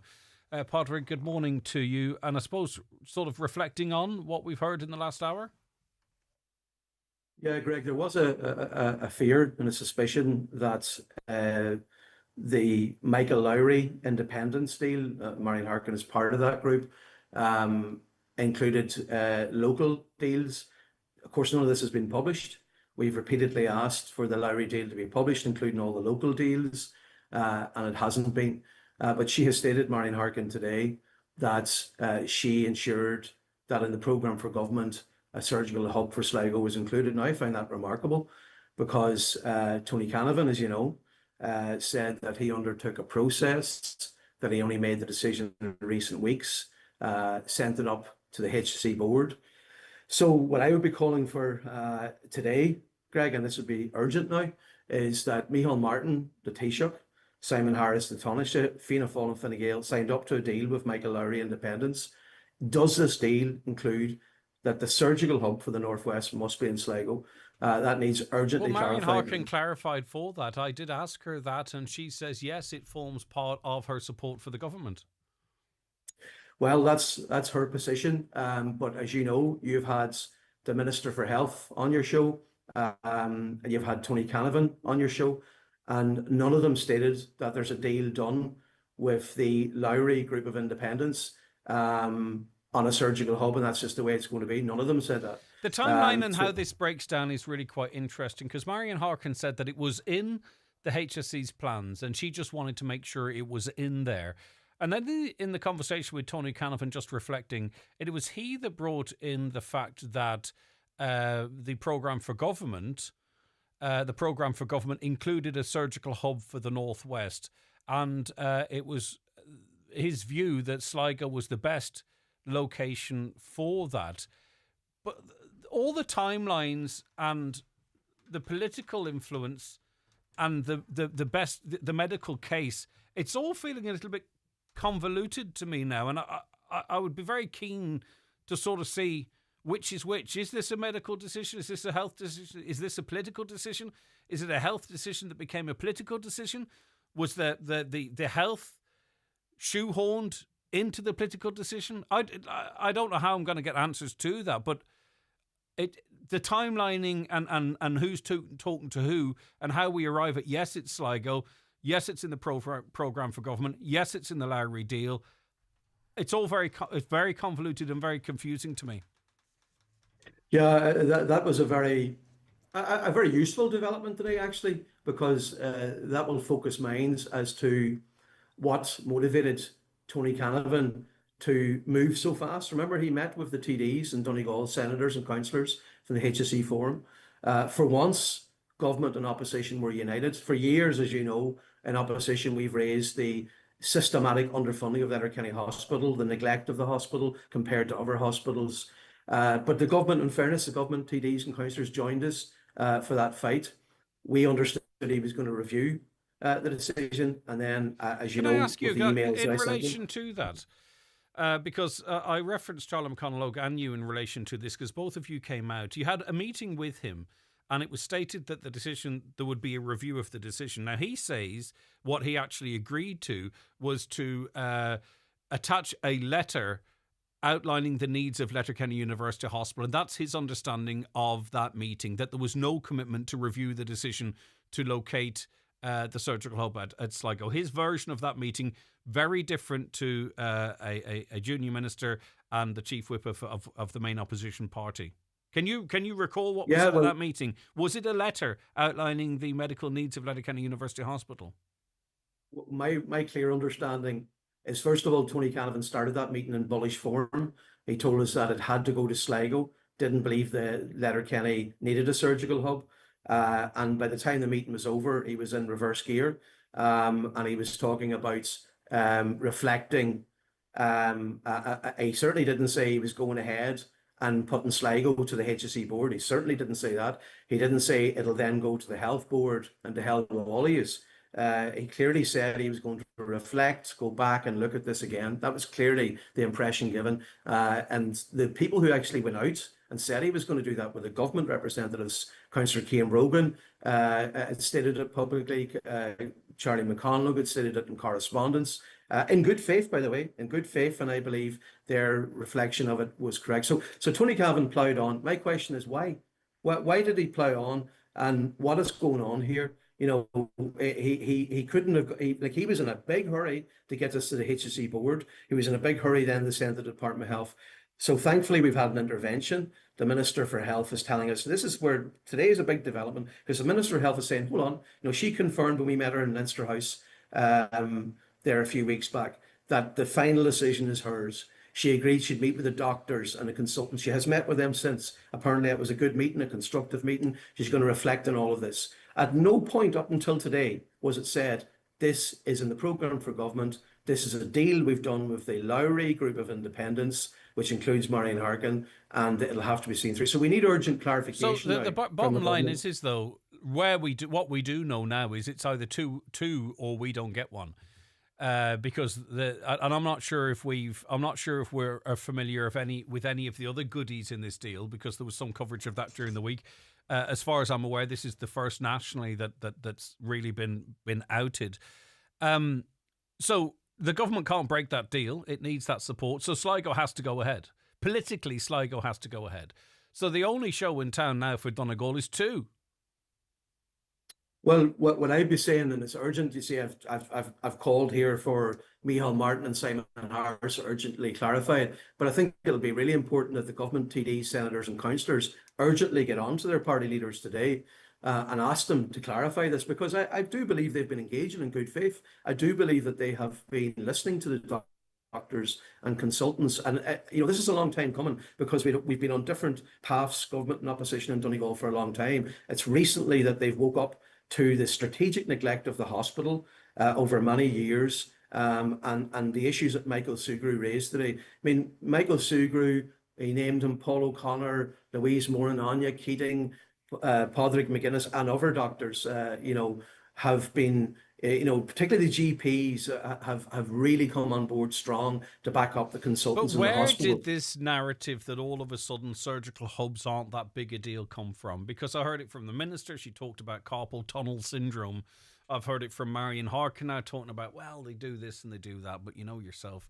And also too a little bit from Tony Canavan. It's the first time I can recall whereby something that would be seen as a major development for an area is actually being sort of downgraded in terms of its importance. But then that sort of seems to be the civil servant political angle. Then we hear from sort of Mr. Sugrue that says we've got 18 months to do something, and he believes in 170 others, and others that believe it but aren't signatories, and locums perhaps who it would be no point in them signing it. They could be in another hospital next week, right? That the medical field feel very different. So there's a political narrative that they're grand like, but you know, they're not all that. And then there's the medical people who are going, hold on a second, this is life and death. This saves the hospital, or at least some very important services in between it. So at what point has something gone out whereby all of a sudden everyone's saying surgical hubs are no big deal? Yeah, it's an insult to our intelligence. I mean, there's a reason why the first 6 went to the usual places, 2 in Dublin, 1 to Waterford, Limerick, Cork and Galway. That's where they're called the Model 4 hospitals are. So it wasn't a big deal. Why did it go to them? Then there was a fight for the Northwest, so this famous or infamous Galway-Dublin line where the rest of us are, we're second-class citizens, frankly, when it comes to health. And I just wanted, because it was a bit of a back and forth around management of the hospital. I'm very clear earlier on in your show, it was an excellent debate earlier on. I'm very clear that we have been shafted in Donegal for a long time it was Santa Hospital Group, now it's the HSE West. And what it is a Galway-centric mentality. All right, stay that there. If I a will region come of back to you. 800,000, we would suck them in surgeons. Yeah. Okay, stay the way. Sorry, that felt really ignorant, and I didn't mean to do so. Fianna Fáil Deputy Pat the Cope Gallagher is on with us now. Pat, I know you Caroline told me you didn't get to hear the piece, but what we got was today confirmation from Marion Harkin that effectively, it wasn't said directly, but effectively, the location of a surgical hub in Sligo University Hospital is part of the deal, the Lowry deal, if you want to call it that, amongst independents. So in other words, if the government do not locate this surgical hub in Sligo, then it would be a breach of that agreement with independents. Did you know that? What's your reaction to that news? It's the first I heard of it. I'm still in the Dáil heading for Donegal. First I heard of it when I got a phone call to tell me that Marion Harkin had made reference to this. And of course, I'm astounded at this, that a decision in relation to the people of Donegal should be taken by Lowry and others as a part of their programme for government or their support for government. This is totally unacceptable to me. And immediately I have turned a question to the Taoiseach on the order of business for Tuesday or Wednesday of next week. And I certainly must get to the bottom of this. It's totally unacceptable. We have no difficulty with Sligo having their hub, but we want our hub in Donegal. And we're never so united. But to think that we have had numerous meetings with the medics in Letterkenny, ourselves as public representatives, with the minister, and there was no indication given of this at all. So the cat is really out of the bag now, and maybe that's no harm that we know it at this stage. And we were being told all along by the administration that this was taken on the basis of a business plan, and that was being submitted to the department. My God, that business plan was obviously on the back of a stamp when the deal was being finalised in the programme for government. So I want to elicit more information from the Taoiseach next week, and we certainly won't walk away from this. Yeah, it is remarkable, isn't it, Deputy Gallagher, that all the effort you guys as politicians have put in, and particularly the medics and all of that. And maybe it explains why things were moving so quickly, that this was part of the Lowry deal. We should have been told that, because then it could have been approached in a completely different manner. It's never going to be Sligo or Letterkenny, because effectively the government can't back out of that deal it's made with Lowry and his independents. Well, of course, deals should not be made when they're made just on the back of a stamp that this was good for Sligo at the expense of Letterkenny. I believe that it was totally wrong, and it wasn't in the programme for government that I read. It was obviously in this deal, but I'm angry, but I'll await a response from the Taoiseach next week. And perhaps maybe the fact that we know it now, and I'm surprised actually at Marion Harkin to have divulged this, because I wondered all along why there was no pressure coming from the public representatives in Sligo. I now fully understand why there was no reaction from them when they knew that it was in the bag. Well, the reason it's come out is because she was asked the question directly, and that's what we need to be doing as journalists, I think. Okay, we await with interest. It was an important question, and I'm glad you asked it, and that Marion Harkin was honest in her response. But we'll be discussing this. We have a party meeting tonight, and we will be discussing this, and I hope to have some information on Tuesday or Wednesday directly from the Taoiseach. All right, fascinating. And do you think the whole process needs additional scrutiny now? Because Tony Canavan told this show that this was in the programme for government. You say it wasn't in the programme for government that you've seen, but Marion Harkin agreed to support the government because it was in some sort of a programme for government that she had seen. Are there two programme for governments? Are there one programme of government without the Lowry deal and one with it? I mean, I think especially someone from within government parties, Pat, it'd be very important to get that information, not just for you, but for, I think, every backbencher in the country, because is this going to pop up in every county over the course of the next 3 years, Pat? You see, I'll give the benefit of the doubt. Perhaps there is something in the programme for government about a hub for the Northwest, but now that we find that it was decided that it could have been written a hub for Sligo. So, no, I think it's very revealing, and it's fortunate you asked the question, and we've got the information now. So this gives it a new dimension altogether, and decisions relating to health should not be taken by politicians in a back room. Okay, brilliant insight, of course. Thank you very much indeed, Deputy Pat the Coke Gallagher. Deputy Park McLaughlin still listening. It seems elected representatives are still on the page, be the opposition or in government, that there's something needs scrutiny here. And I note you nodding in approval with the passion and the questions from Pat the Coke Gallagher. It's important that we remain on the same page, seemingly. Yeah, I don't question Pat's integrity on this for a second. I've been tic-tacking with Pat, now for months on this, and what it is leaving aside the Donegal jersey, because we'll both wear that with pride. This is objective fact. The objective fact is, if you were picking one surgical hub for the Northwest, it has to be in Letterkenny. But we're not even asking that. We're actually being generous in saying that we would agree to two, but at exactly the same time, being built exactly the same time. So we've been fair on this. We haven't demanded that it would just be one, it would be in Letterkenny, which would be within our rights to demand, by the way. So you have consultants and doctors who have put together all of the facts. We've seen the population mentioned earlier on, but there's also Letterkenny deals with 25,000 inpatients per year. It's a very big hospital, the 6th largest hospital in the state. We can't say that enough, big hospital. Sligo is 15,000, way lower.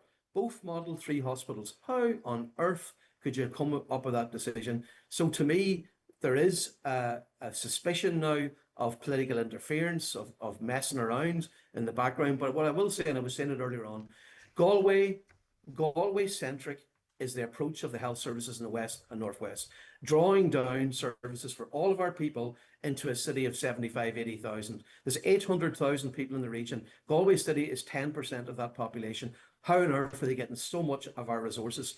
And I would be very critical. Like Letterkenny Hospital, I've seen them at meetings. The manager and the management team come second to the Sale Hospital group. They're the bosses. They're the people who are supposed to stand up for Donegal, and they let us down again and again. So I'm clear that we've been shafted in Donegal for too long, but those days are over. And I can tell you, see if Marion Harkin thinks she has a deal and it's all very handy and cozy, she's going to get a shock. Because I can tell you, we will be pushing back hard in Donegal. If we have to bring people on the streets, we will do it. Hopefully Pat now will get onto the Fianna Fáil, Micheál Martin, get this clarified as soon as possible. But we will not be shafted in Donegal anymore, I can tell you that.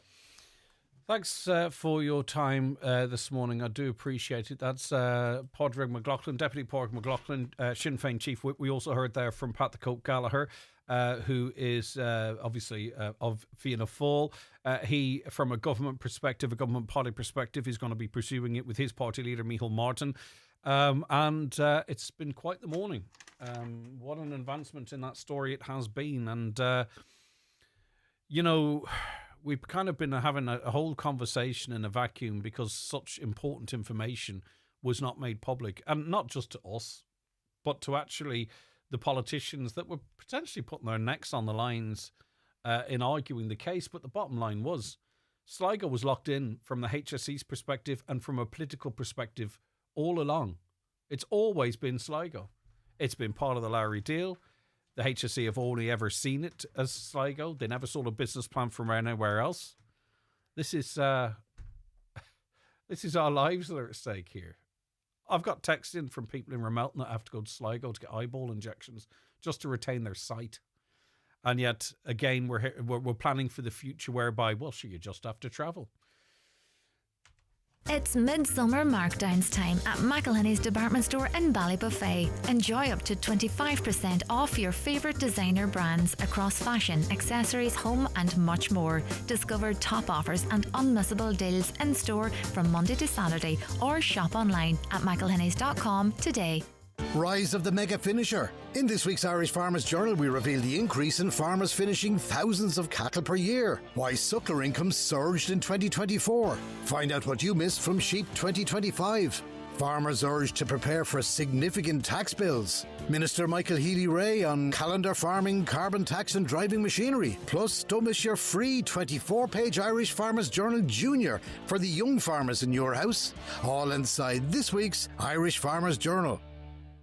At Screwfix, you can click and collect over 10,000 trade products in as little as 1 minute. So whether it's sockets and swords or radiators in Roscommon, when you need it yesterday, just click at screwfix.ie and collect at your local store 7 days a week.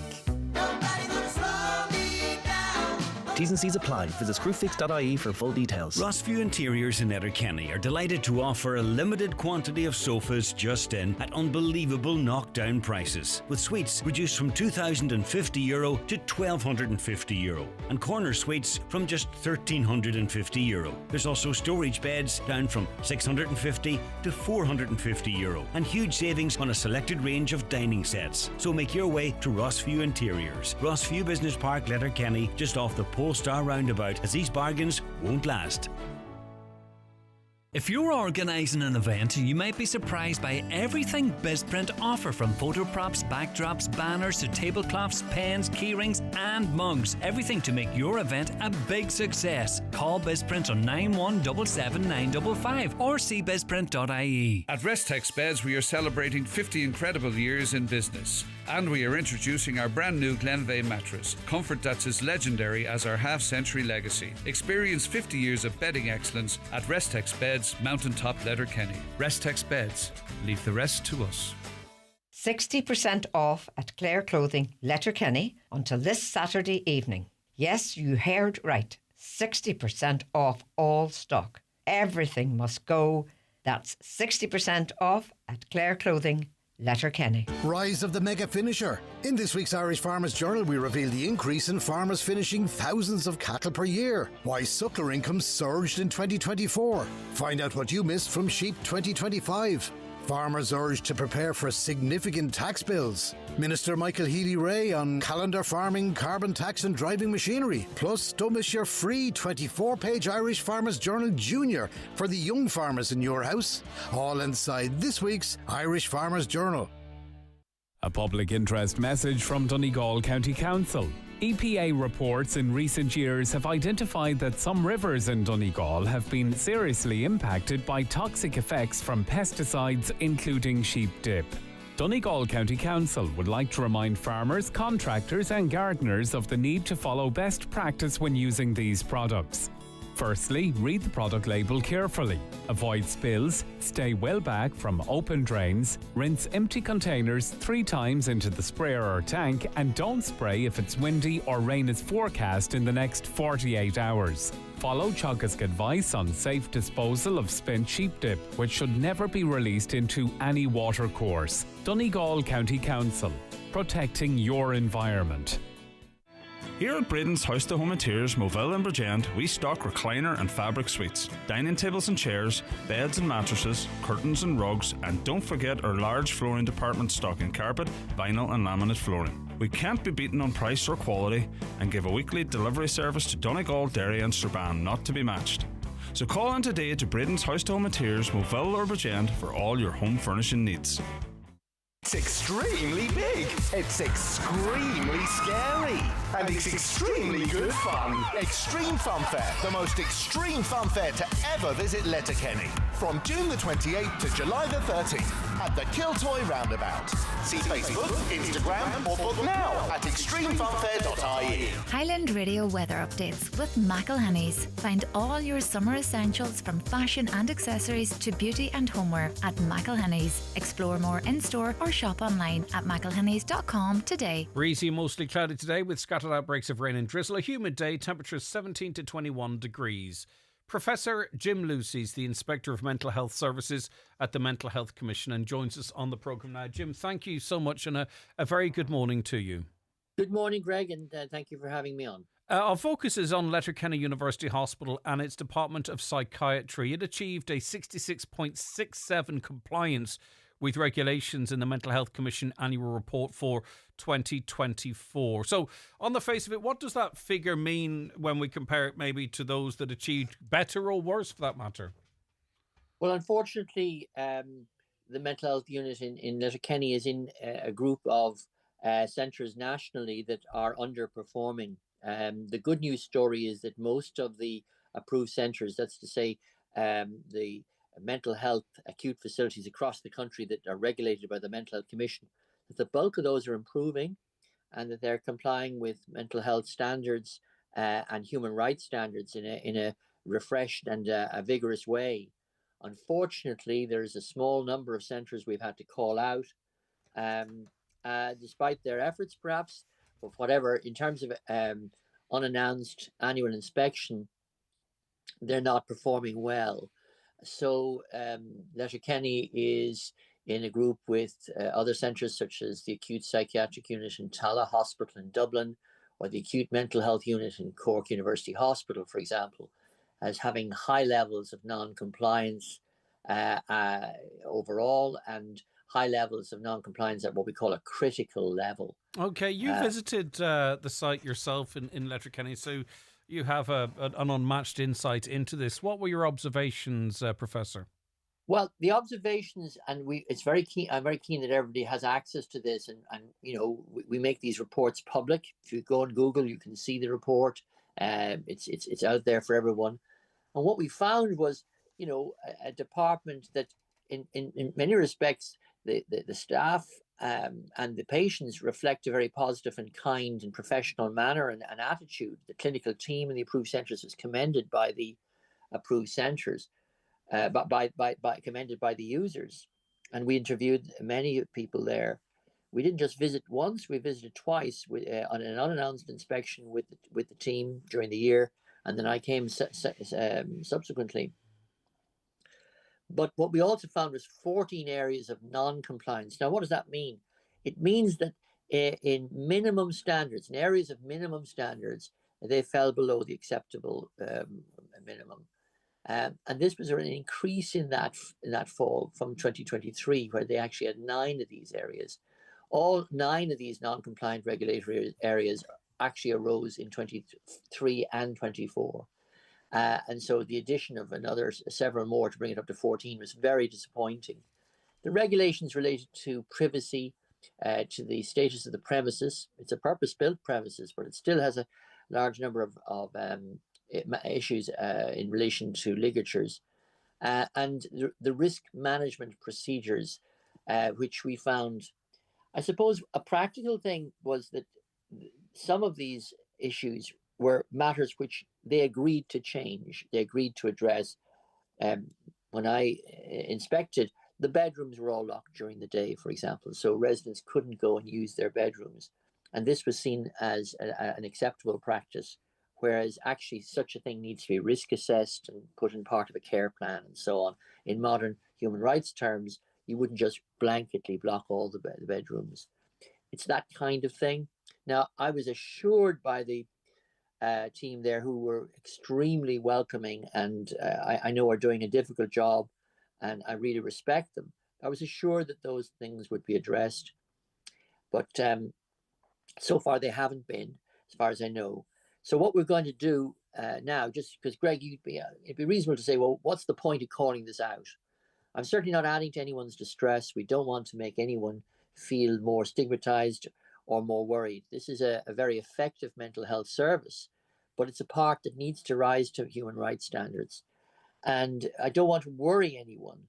What we can do is say that we have called on regional and national management to address the failings in these underperforming centres, because just simply inspecting and finding the findings is not enough. Was there any improvements between your team's visits and your own visit?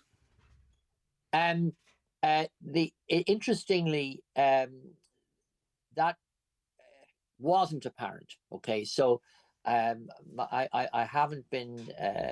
I've had reassurances, but no evidence of change. So I'm sticking to the objective findings of the unannounced inspection. I am very impressed by the assurances they've tried to give, but at the moment we've called out and said, well, no, I think regional management needs to ensure that these things are in place.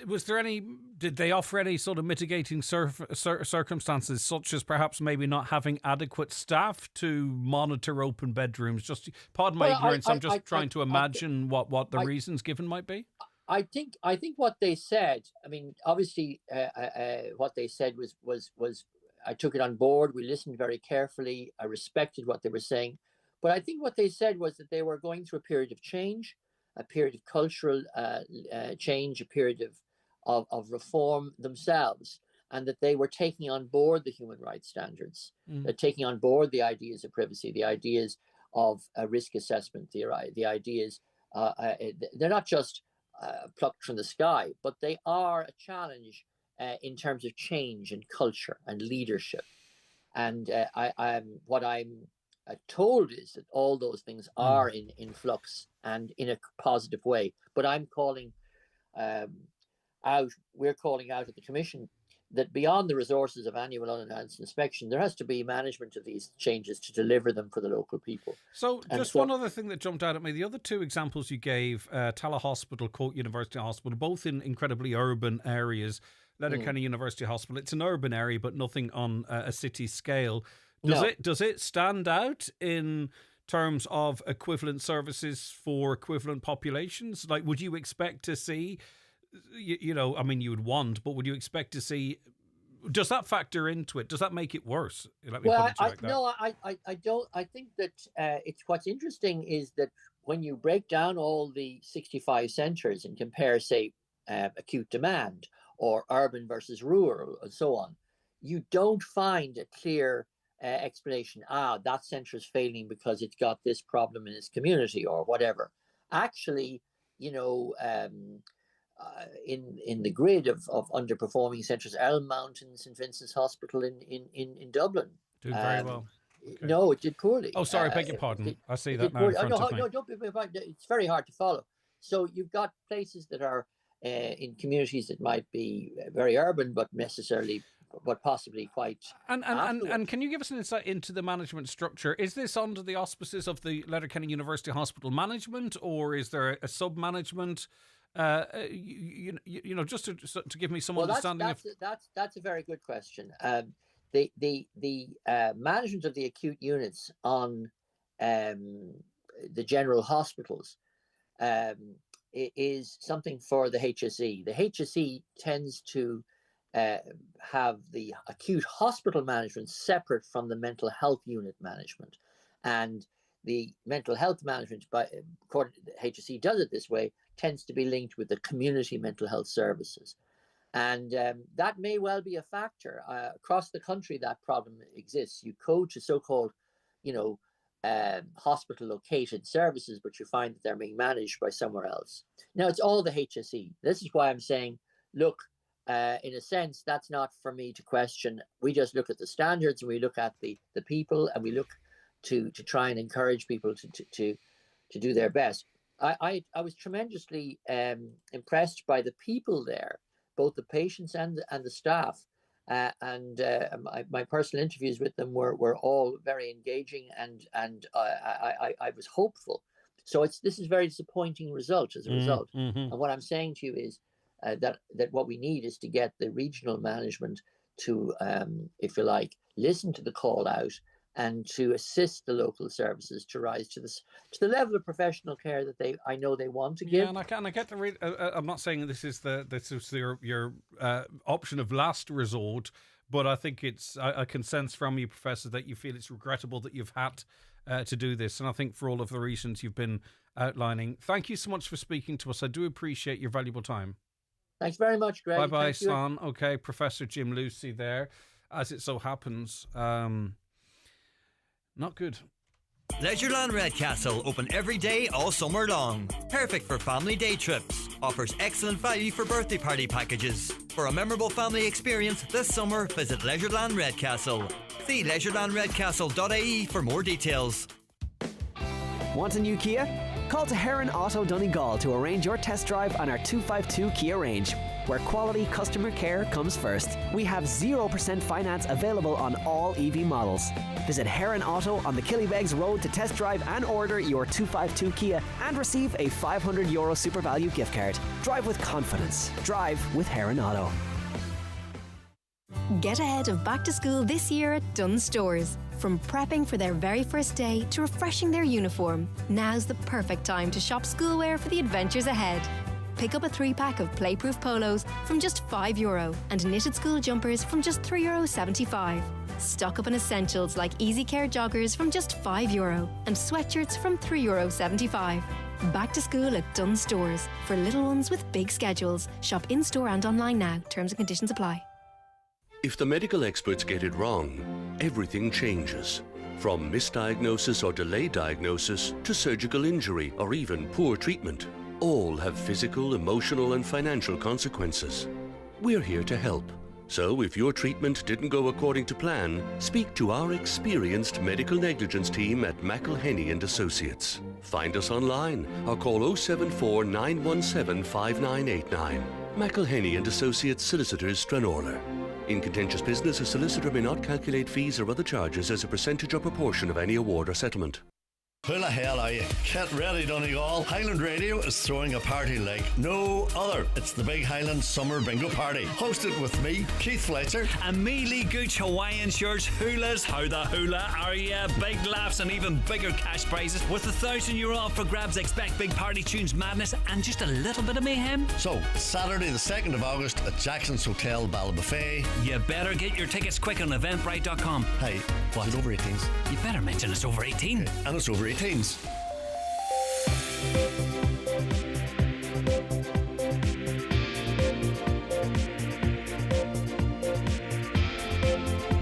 Cutting through the spin. The 9 till noon show on Highland Radio.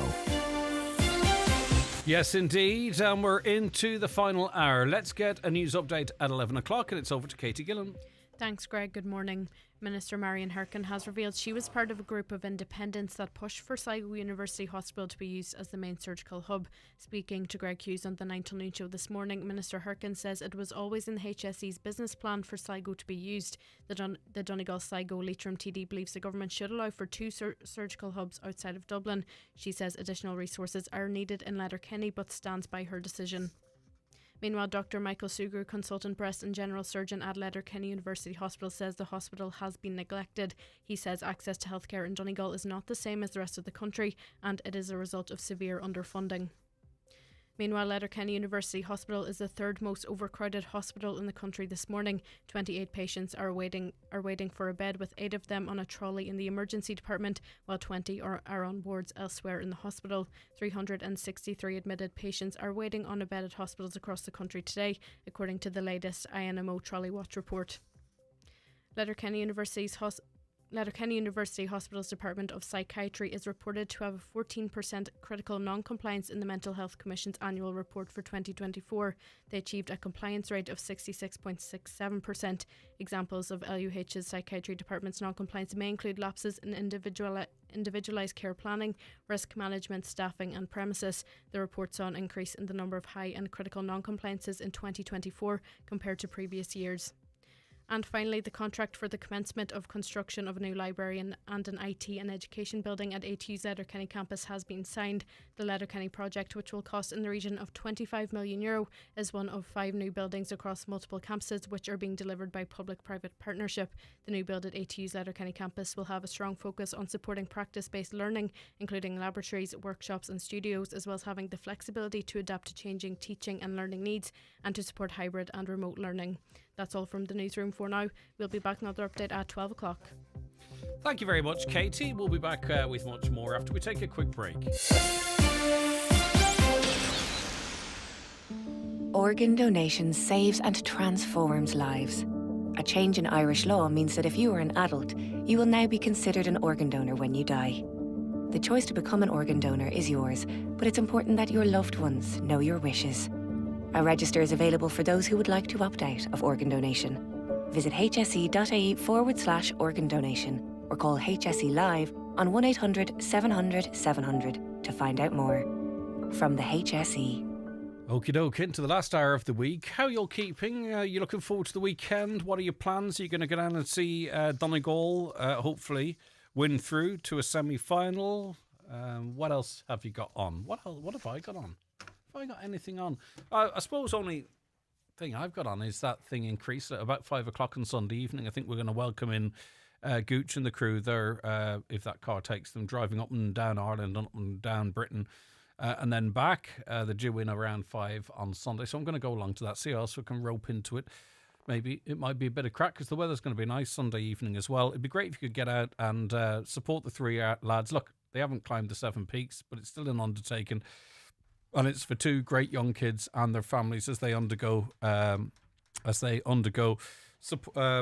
very important treatment for their health. And we've been talking about health a lot this morning. As a Fianna Fáil supporter, I think that Pat the Cope and Charlie McConalogue should pack in their role as politicians. If Marion Harkin can come on and say that the decision is already made and our politicians in government say that they know nothing about it, I'm a strong Fianna Fáil supporter. I even worked with them. I can't believe what I'm hearing. What use are they? Our Fianna Fáil DD should be speaking to Micheál Martin. Now, we spoke to Pat the Cope Gallagher since.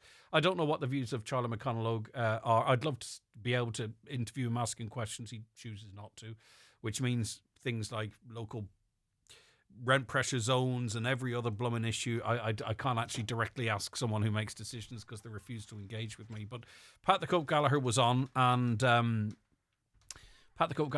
he's angry. He believes the wool was pulled over his eyes, and Pat's an honest person. I take him at his word. He says he's going to raise this directly with Micheál Martin himself. He's as furious as anyone. So I don't think I'd go as far as you might. But I mean, of course, you say you're a Fianna Fáil supporter and you've worked with them. But if the wool's been pulled over their eyes too, how can you sort of blame them? At least Marion Harkin was honest, didn't sidetrack from your question, Greg. Yes, indeed, and got the info out there. Very critical. Same old, who knew what and when, no change then. Yeah, well, we'll find out.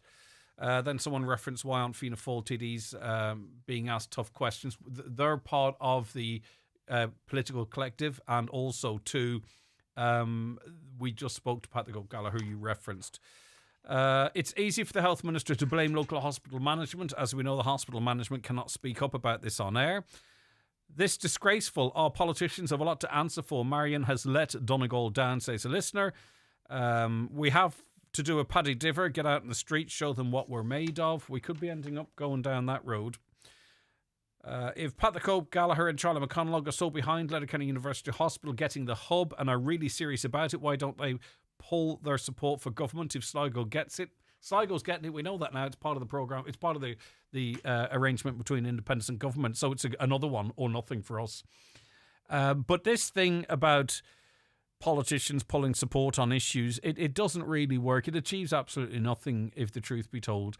And I've put that question to politicians before in relation to health, in relation to defective concrete blocks and what have you. But it doesn't happen. And it doesn't happen because the argument isn't, and it's an argument, and it's a good argument, that you're far better off working within an organisation to try and affect change or policy rather than throwing your toys out of the pram. And I do give that argument some weight as well. Greg, please do not have Marion Harkin again. She's certainly no friend of Donegal. Well, everyone is welcome on the show. We might not always like what people say, but Marion Harkin very clearly says she's batting for Sligo and Leitrim. She's out there and she's said that. Will I talk to her about other issues in the future? Of course. I wouldn't blacklist anyone on this show. I'm shocked at Marion Harkin's lack of empathy for the Donegal people. I know she's trying to look after her own constituency, but by showing no mercy at all is cruel. She did say she would not be opposed to one in Letterkenny either. So Sligo was in the Sealta planning and included in the programme for government. Our Donegal politicians have been sleeping at the wheel, playing the I Love Donegal card for years now to get her into her... Sorry, okay, that's one comment. Another. Playing her I Love Donegal card for years now to get her into her self-serving role. She's always looked after Sligo and pretends she gives a damn about us. Donegal gets duped every single time. Morning, Marion Harkin really needs to learn to be brief and answer a question without taking us all around Donegal in her long-winded deflection and history lessons of issue. The problem was there certainly seemed to be a delay on the line between me and Marion Harkin. Maybe she was on mobile data, and it makes it difficult to sort of interject to try and move the conversation along, because then it just sounds like I'm being ignorant, and that wouldn't be my intention. Morning, Marion Harkin really needs to learn to be... Oh, sorry. She needs to learn to be brief, and I'm reading the same message twice. There's an oil spill on the road from Mountaintop heading into Letterkenny at the roundabout at Upton, so be careful. You just don't know, especially with a wee bit of dampness. You don't want to lose track of the car. And here's the reality of living in Donegal, and this is not Malin, this is Rafo. I travel to Sligo every 6 weeks to get injections in my eyes, and I have no way to get there. I'm in Rafo. How can we force more people to go to Sligo when we already have no transport? And I did note in Marion Harkin's comments that it was almost as if, well, Donegal travelled to Sligo anyway, so let's put more services in Sligo, when really it shouldn't be a default position that because you live in Donegal, you must travel everywhere for your healthcare or for anything for that matter. We were speaking yesterday to a gentleman who, James, I think it was. There was James and John on two separate issues. I think it was James. He was driving his car in East Donegal, and a dark brown Lexus, there was some idiot hanging out of the roof, chucking bottles at cars. And there might be two instances relating to this vehicle. There are two reported incidences reporting a Lexus. I'm not linking them because I simply don't have the evidence, but I think logic might dictate how many idiots are going around doing this. So they got out of the sunroof of the car and they chucked the bottles at his lovely little blue claw, which was due for its NTT on Monday, and smashed it, really. They put a massive smash in the front, two massive holes in the front, in fact. So that was his experience, right? And then I got a contact from Brian McElhenney, chair of the Finn Wheeler Cycling Club. And it turns out members of that club, as cyclists, have had this and more. Brian, sorry for holding you, and thanks for your time. Good morning to you. Good morning, Greg, and thanks for the invite to speak. Yeah, okay. So what is the day-to-day experience that often, I think, goes untalked about facing cyclists out and about on our roads? Well, we're experiencing danger on a regular basis. And the incident that was discussed in your show yesterday I got messages right away. This is happening and you're having this discussion, so we message in. But similar has happened. A cyclist had a bottle thrown at him from a passing car. A group of cyclists have had bangers thrown at them, and the lads in the car leaning out videoing it.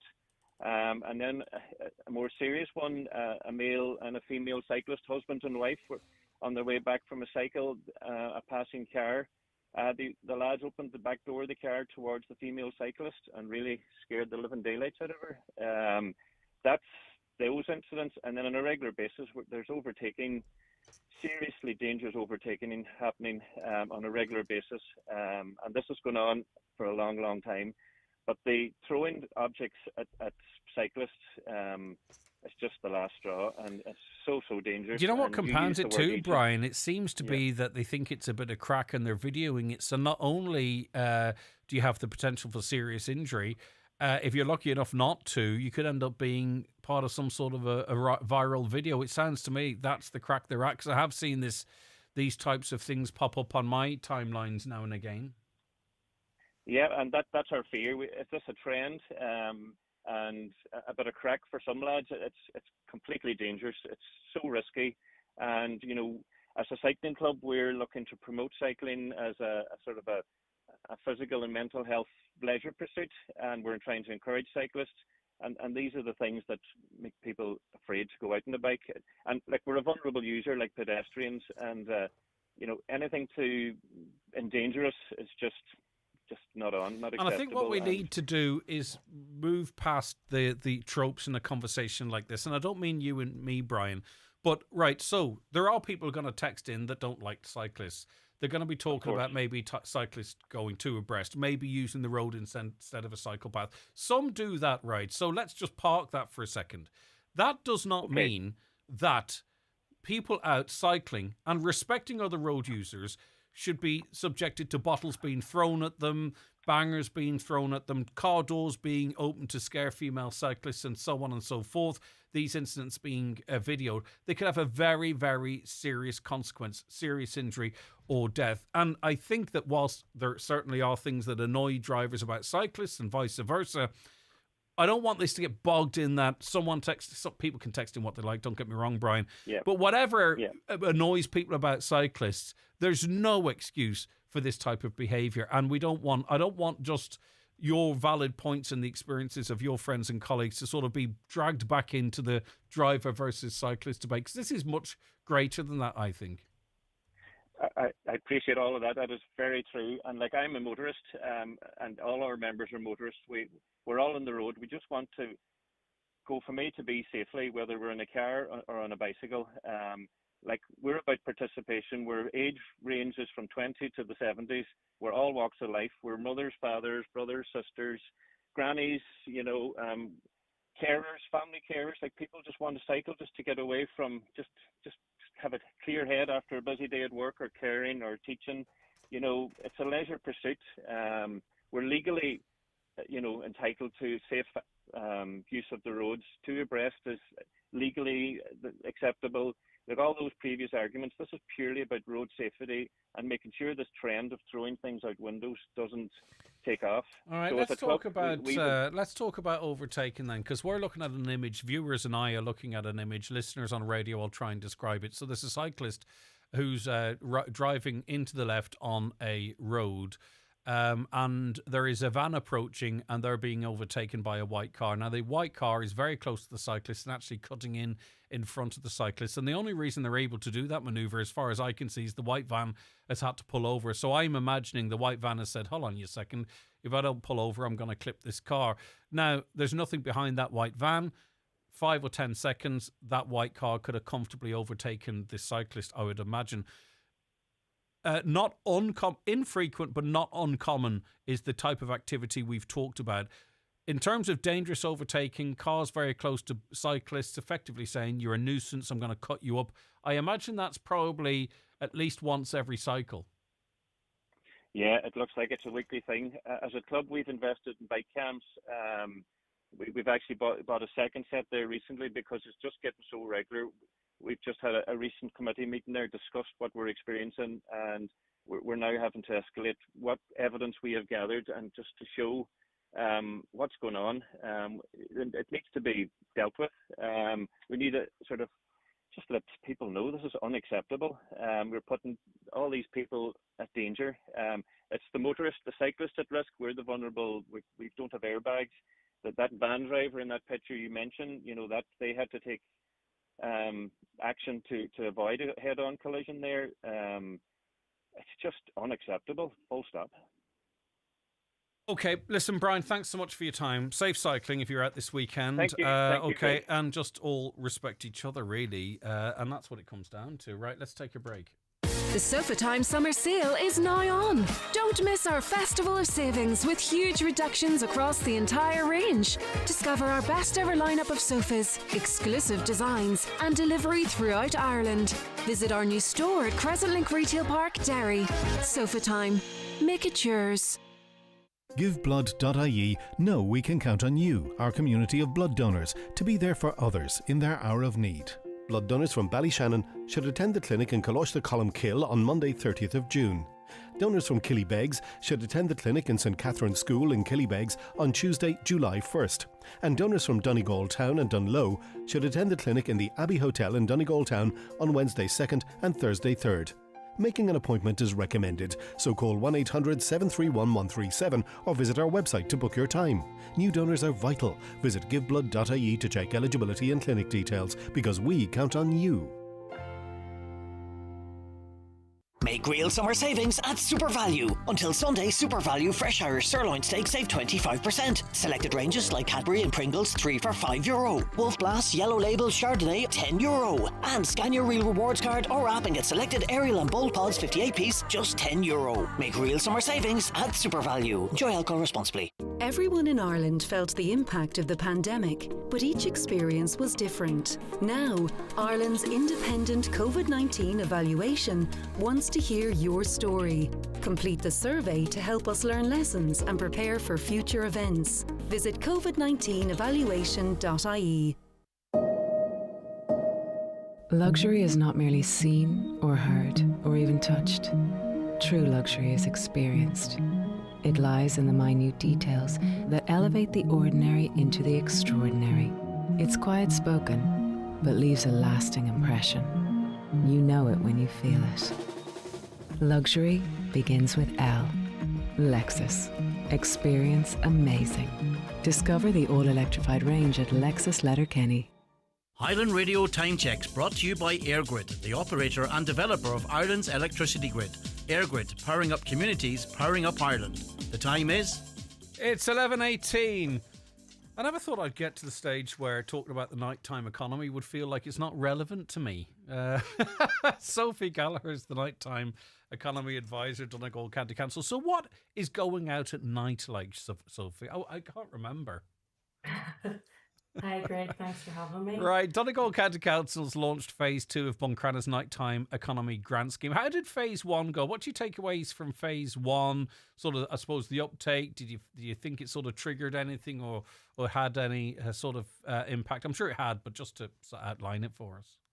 I suppose at the end of October, we put out or at the start of October and September, we put out a grant scheme and we got a range of applications. We got about 28 applications for a whole range of activities, such as like heritage walks, comedy nights, art clubs, pub entertainment. Some events happened in late night cafes. So in the 2-week period at the end of October, there was plenty of feet on the street and there was a lot of vibrancy about the town. So we're hoping to build on that now with our phase 2. Yeah, and I think a bit of financial backing allowed people to push the envelope a little bit. You know, you don't. I mean, you say you want to establish a comedy night, for an example. It might be a slow burner. You know what I mean? You don't know necessarily how it's going to go, so maybe you don't do it because you don't really want to take that risk. But with a bit of financial backing, you can be a bit braver with some of these things. And who's to know what audience is out there for whatever you might plan.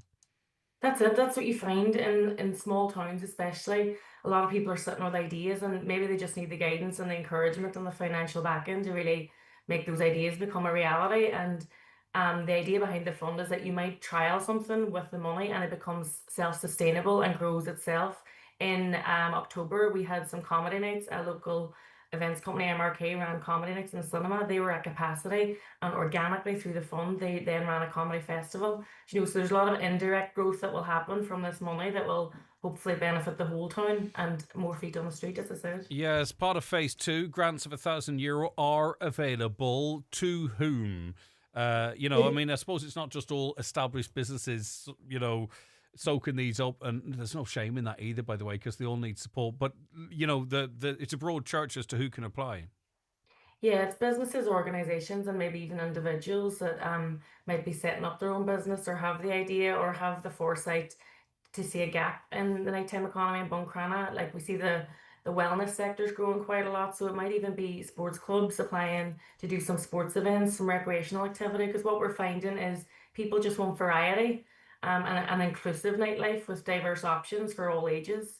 You know, so it'll be a real opportunity just for people, for everybody to be included and to get more people out at night, because we're finding maybe that streets are a bit quieter across not only the country but the world. You know, people do need that incentive to come back out, and people are looking for experiences, whether it's in the pub, in a cafe, in a restaurant. Their standards are maybe a bit higher, so we're just going to have to work that bit harder to get them back out. Yeah, for sure. Buncrana's one of 9, I believe it's one of 9 towns or cities which were selected nationally as part of the nighttime economy pilot. It seems to have been a success here in Buncrana. What's the feedback from other areas, Sophie, if you've had any, as to how it's working? I think maybe, Buncrana is well poised, good population, and an opportunity sort of to diversify a little bit maybe in some of the other towns. You're trying to think of different ways to do something different. So have you had any feedback from elsewhere? We are very lucky in that we work very closely with the other 9 pilots. Buncrana will be the smallest population of those 9, so we gain great insight from talking to the cities and seeing where the cities such as Dublin, Cork, Kilkenny, Limerick, Galway, so we're learning from their cultural vitality and how to maybe transfer that into a smaller population. Equally, a national priority is the safety at night, as you might see in some of the cities. We ran the Safe and Sound campaign in October. That's something we'll be building on this year, where we try and make people aware that the nighttime when activities are happening at night, we need to do them safely and inclusively and be mindful of others. So that's something that Dublin's very much leading the way in, and they've got safe spaces set up for nighttime activities where people can go and recharge their phone or inquire about welfare or look after themselves on a night. All right. So if you're a business, a community organisation, an individual, and you think you could add something to the nighttime economy or the entertainment sphere in Buncrana, it's Sophie you contact directly. Sophie Gallagher, who is the nighttime economy advisor with Donegal County Council. You can get an application form pack by emailing sophiegallagher@donegalcoco.ie, and you have till the 8th of July to seek your application pack, fill it out, and get it in into Sophie. In case Buncrana, what is Buncrana in terms of what's the catchment for this? Generally anything within the town and in the surrounding areas. So businesses on the main street, businesses on the periphery. It's generally the Buncrana area. But if anybody's any queries, you can feel free to reach out to me. Lovely stuff. Sophie Gallagher at donegalcoco.ie. Take care of yourself, Sophie. Thanks so much for your time. Have a good weekend. Will you get out this weekend? I'm always about. I love it. Well done to you. Take care. Sophie Gallagher there. 086 60 25,000. WhatsApps and texts to that number, or give us a call on 07491 25,000. Thank you very much. How did you know I needed that? Well done. A drink of water. I'm dry. Right, okay, thanks very much for that. TD, so sad. Lowry again doing deals. He's powerful. You'd want him in your corner, wouldn't you? Irish Human Rights and Equality Commission states in the economic, social and cultural, we have the right to work, join a trade union, to health, education, etc. So I think that the government is denying the people of Donegal a fundamental right to equal healthcare. Thank you, Margaret. Hi, Greg. Can Fianna Fáil or Fine Gael TDs or even supporters of any faith in their respective leaders after this to know this was a done deal months ago and keep on with the pretense that they were looking at both proposals in their merits? It's disgraceful. Anyone that does a deal with Larry must expect this. Is Pat the coping government or not? He should know what's going on. The listeners are not stupid. You can only know what you're told as well. And backbenchers, it's not just locally, and I think we're going to see more of this, and actually this story might trigger a national conversation in relation to this. Backbenchers in both Fianna Fáil and Fine Gael are not really happy with with any deals, any goodies being given to independents, especially the independents that have not voted for government on a vote or two. So, there's a lot there. Okay, listen, so many of you texting in and calling in. I really do appreciate it. And I really appreciate your support of this programme. And we're very lucky in what we do. And we're very lucky to have the opportunity to do what we do, because, we wouldn't get to the bottom of a lot of this stuff if we didn't have this platform together to use to find out. It's not going to be asked on another radio station. It's not going to be asked in a national newspaper. We have to do it ourselves, and we do it together. Right, okay. Can I take a very quick break, because I'm going to be speaking to someone playing at Glastonbury very shortly. Watch the show live now on YouTube, Facebook and at highlandradio.com. Grab half-price broadband in the Virgin Media Playhouse. For this month only, all our broadband speeds are half price. That's lightning fast connection from just €35 a month, locked in for 12 months with no activation fee. Why wait? Enjoy speeds from 500 megs to 5 gigs right now. All for half price. Available nationwide. See virginmedia.ie. Virgin Media. It's playtime. Subject to location and availability. New customers only. €35 per month for 12 months for 500 meg broadband. Half price on 12-month broadband contracts only and based on after-offer prices for all speeds. Offer ends 2nd of July. T's and C's apply. See virginmedia.ie. It's Dining and Garden Week at Easy Living Furniture. Enjoy massive savings both in-store and online with hundreds of special offers in our dining department. Plus get free delivery on all dining orders over £499. Looking to upgrade your outdoor space? We're also offering free delivery on all garden furniture orders. Perfect for creating the alfresco dining experience that you've always dreamed of. Shop now at Easy Living Furniture, Crescent Link Retail Park, Derry, Londonderry. This July 18th and 19th, Gweedore comes alive with Salt Music Festival 2025. On Saturday 19th, experience The Stunning, the Sharon Shannon Big Band with Garen Noon, the Luke Combs Experience, and many more. For more information and tickets, go to saltfela.ie. Salt Music Festival 2025. 2 days, one place, great music. Unmissable deals at Evolve Clothing. Tommy Hilfiger jeans only €50. Chinos and jeans from just €10. Summer sale is on now at Letterkenny Retail Park or shop online at evolveclothing.com. Stocks won't last. This Sunday, 29th of June, Fawn Marina are holding their 3rd annual Free Family Fun Day hosted by the David Craig Band. Starting at 3 p.m. with Blessings of the Boats, followed by an afternoon of live open-air music featuring the Intramblers, Celtic Knights, Kenny Crawford and many more. Ice cream vans and chip vans also on site. Free kids bouncy castle and face painting on the day. Come along and enjoy the scenery and free fun atmosphere. Book a collection on the day with all proceeds going towards local RNLI lifeboats. Well, guess who's playing the acoustic stage on Sunday of Glastonbury? It's only our own Henry Girls, and Lorna McLaughlin joins us on the programme now. Lorna, what a gig. Nice one. Hi, Greg. Yeah, it's a great gig to get. Oh, we're so happy. We're literally on the way there now. We're in Strabane. You've bridged a 12-year gap because you did perform there before, didn't you? We did, yeah. It was actually in 2014. Yeah, we played, so we were delighted to get invited back. Only took a decade. Yeah, well. But no, we're delighted to be going back. It's such a great festival. I mean, sure, and there's so many brilliant acts, and we're actually one of 33 Irish acts that are playing at the festival this year. So they've got like Kneecap, the Coronas, Hottest Flowers, Snow Patrol, and the Script are all playing as well, among others, Irish acts. And on that stage, Annie DeFranco, Nick Lowe, the Bluebells, the Coronas, Sophie B. Hawkins, the Searchers, Roy Harper, the Bootleg Beatles, Riptide Movement, and so many more. And amongst them, you guys. I mean, obviously, there's a great personal pride, but, you know, we always know you're very proudly representing, you know, the county, the region, and your own beloved Inishowen.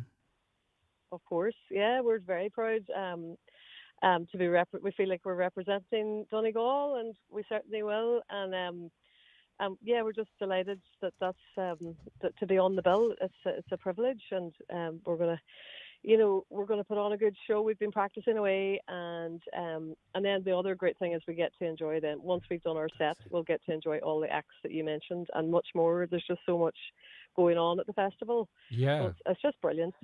And it's packed all of the time.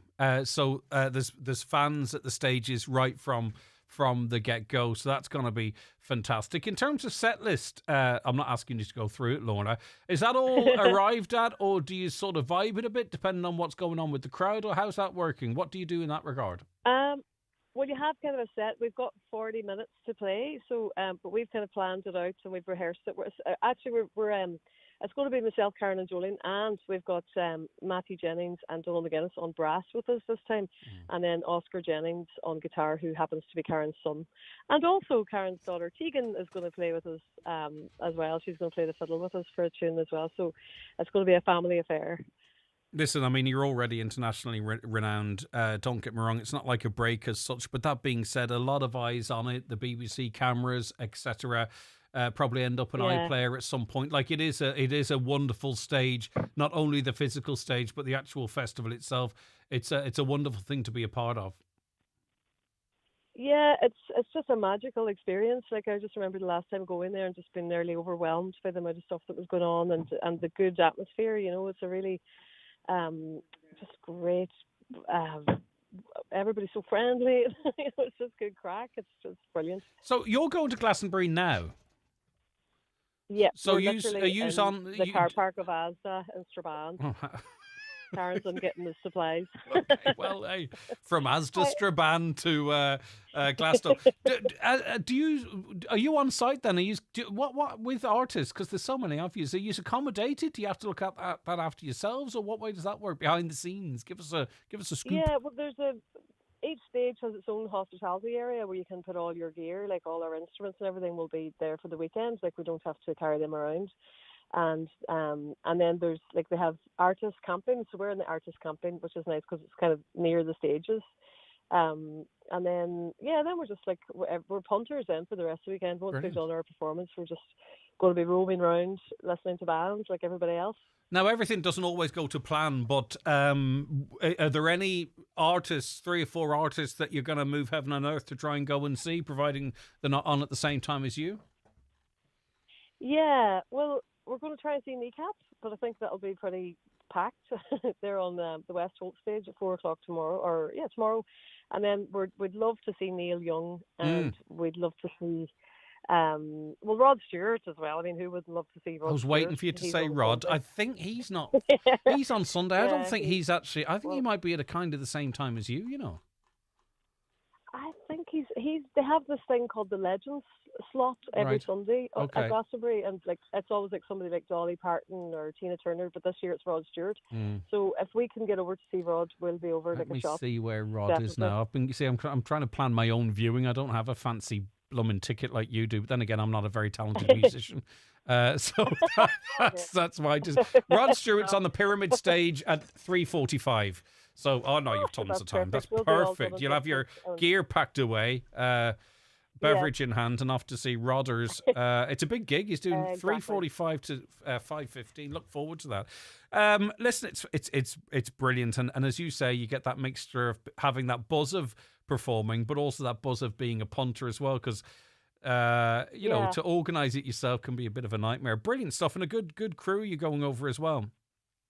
Yeah, there's a whole lot. There's 10 of us all together going unexpected. Like there's lots of little kind of impromptu little venues set up where people can just go in and jam, or if you go into the circus tent, it's absolutely amazing to see the different acts that are on in there. It sort of would blow your mind, really. They're just amazing. So yeah, we are very much looking forward to it, and we will be representing Donegal. We're very happy about that. And if anybody wants to see us closer to home, we're actually playing at the Ergal Arts Festival on the 19th of July at the Buncrana Cinema. We're going to be there. It's the Edgestone Gospel Choir's 20th anniversary, and we're going to be a special guest with them, and as well as Duke Special. There's a whole load of things lined up for that night. So the tickets are going really fast, actually. So if anybody wants to come, then go to eaf.ie. Yeah, but you'd really need to get on that, because I think they're actually really, really close to being a set. Finally, what are the essentials from Asda in Strabane? Other shops are available. The work commercials, obviously, I'm not asking for anything, but I mean, is it like What's-Its, Cheetos, what bread, cheese and onion crisps? Like what in God's name are you bringing? We're bringing lots of crisps, lots of bottles of water, lots of sun cream, lots of sweets. Not chocolate, because it'll melt all over the place.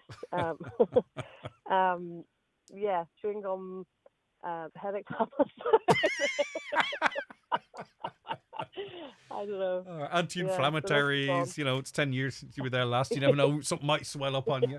All right, listen, Lorna, have a fantastic time. I hope I get to grab it, because it'll make us all so proud if we get to see it on the iPlayer or live. You never know which way it's all chopped up, but hey, we're rooting for you. It's brilliant. Super stuff. Take care of yourself, Lorna. Safe journey over. Bye-bye. That's Lorna McLaughlin there of the Henry Girls. They're performing at Glastonbury on Sunday afternoon. And there's some cracking acts. Who else? Chalks there, Kneecap, CMAT, Inhaler, Snow Patrol. It's funny, the massive bands kind of have an hour on, not necessarily on the main stages in inverted commas, but there's so many people there. There'll be tens of thousands of watching them. But like Snow Patrol would have headlined this. Snow Patrol could have headlined Glastonbury a number of years ago, and they're still doing great. Don't get me wrong, but it just is kind of interesting. Let me see where and when. HIJKLMN. Yeah, they're on the other stage on Sunday from 6 p.m. to 7 p.m. So it's still a good gig, but it just goes to show the script are there. The Mary Wallopers, Orla Grant, the 1975, Neil Young, Olivia Rodrigo. I'm really interested in seeing. Let me just see if it's the Olivia that I. No, sorry, Caroline. I was Googling something here. Olivia Rodrigo. Yeah, she is not the person I was thinking. She's still very talented, though. Charlie XCX is playing. Ducci, Rod Stewart, Loyal Corner, The Prodigy, and Wolf Alice. I think The Prodigy are closing Saturday on one of the stages. So it's really exciting. And they also leave slots, so you don't know who's going to turn up. Pulp. Can you imagine if they turn up and do Disco 2000 or whatever it might be called? So looking forward to that, and I'm sure lots of you music fans will be having a glass of wine and sitting in front of the telly enjoying it. Right, I'm going to go to the boys who are driving around in a car after these. Bedtime bargains at Cooney's Home Interiors. Huge savings on in-stock beds. 4'6" fabric bed frame from €299. 5-foot bed frame with mattress only €599. Mattresses from €129. Set of pillows €10. Bed sheets from only €5. These are just some of the many offers in store at Cooney's Home Interiors, Letterkenny. Offers only while stocks last. Meet Dave. He's here to tell you why you should switch to Outsurance and save on your car insurance. Hi, I'm Dave from Dublin. I made the switch to Outsurance and saved €178. I'm also on the way to getting 10% cash back with our out bonus. Like the sound of that? For a competitive car insurance quote like Dave's, call 1-800 600 400 or visit outsurance.ie. Real people, unreal savings. Outsurance. You always get something out. Based on a like-for-like policy comparison, the customer received a gratuity for their participation. Out bonus calculated less taxes and levies. Acceptance criteria, terms and conditions apply. Car and home insurance is underwritten by Outsurance DAC. Outsurance DAC, trading as Outsurance, is regulated by the Central Bank of Ireland. At Mabel Milford, we make everyday shopping simple with fresh meat, dairy, fruit and veg and all the essentials for your summer barbecues, picnics and everything in between. At Mabel Milford, we've got you covered, and if you're planning to host, you'll find a fantastic selection of refreshing beverages and treats to keep the good times flowing. With great weekly deals and easy parking right outside, popping in is quick, convenient and always worth it. Come and see what's in store. Mabel Milford, fresh, convenient, local. T-Shirt Express has moved. You'll now find us beside C&M Embroidery, Lismonaghan, Letterkenny. We're still your go-to spot for custom T-shirts, workwear, gifts and balloons. Just in a fresh new location. You can still reach us on the same number, 086 343 3504. T-Shirt Express, now beside C&M Embroidery, Lismonaghan, Letterkenny.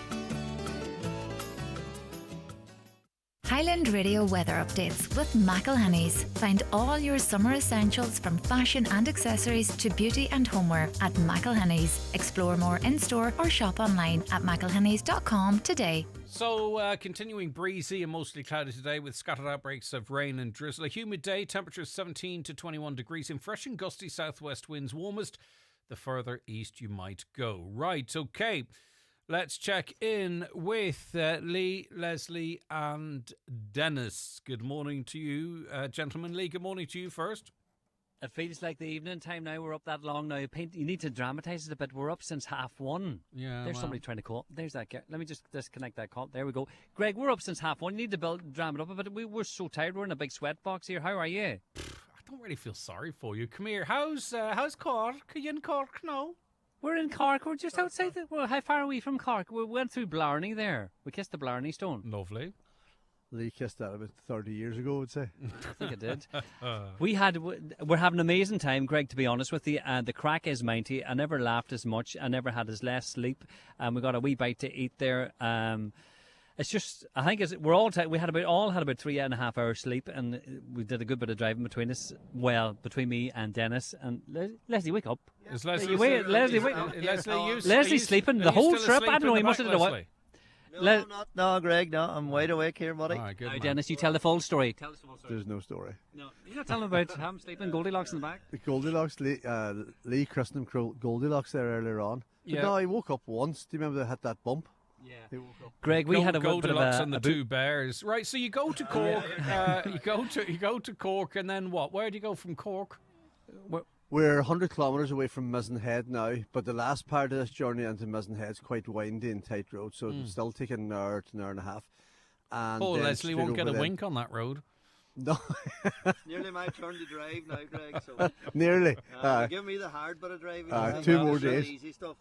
Tell him what happened to me when I was driving.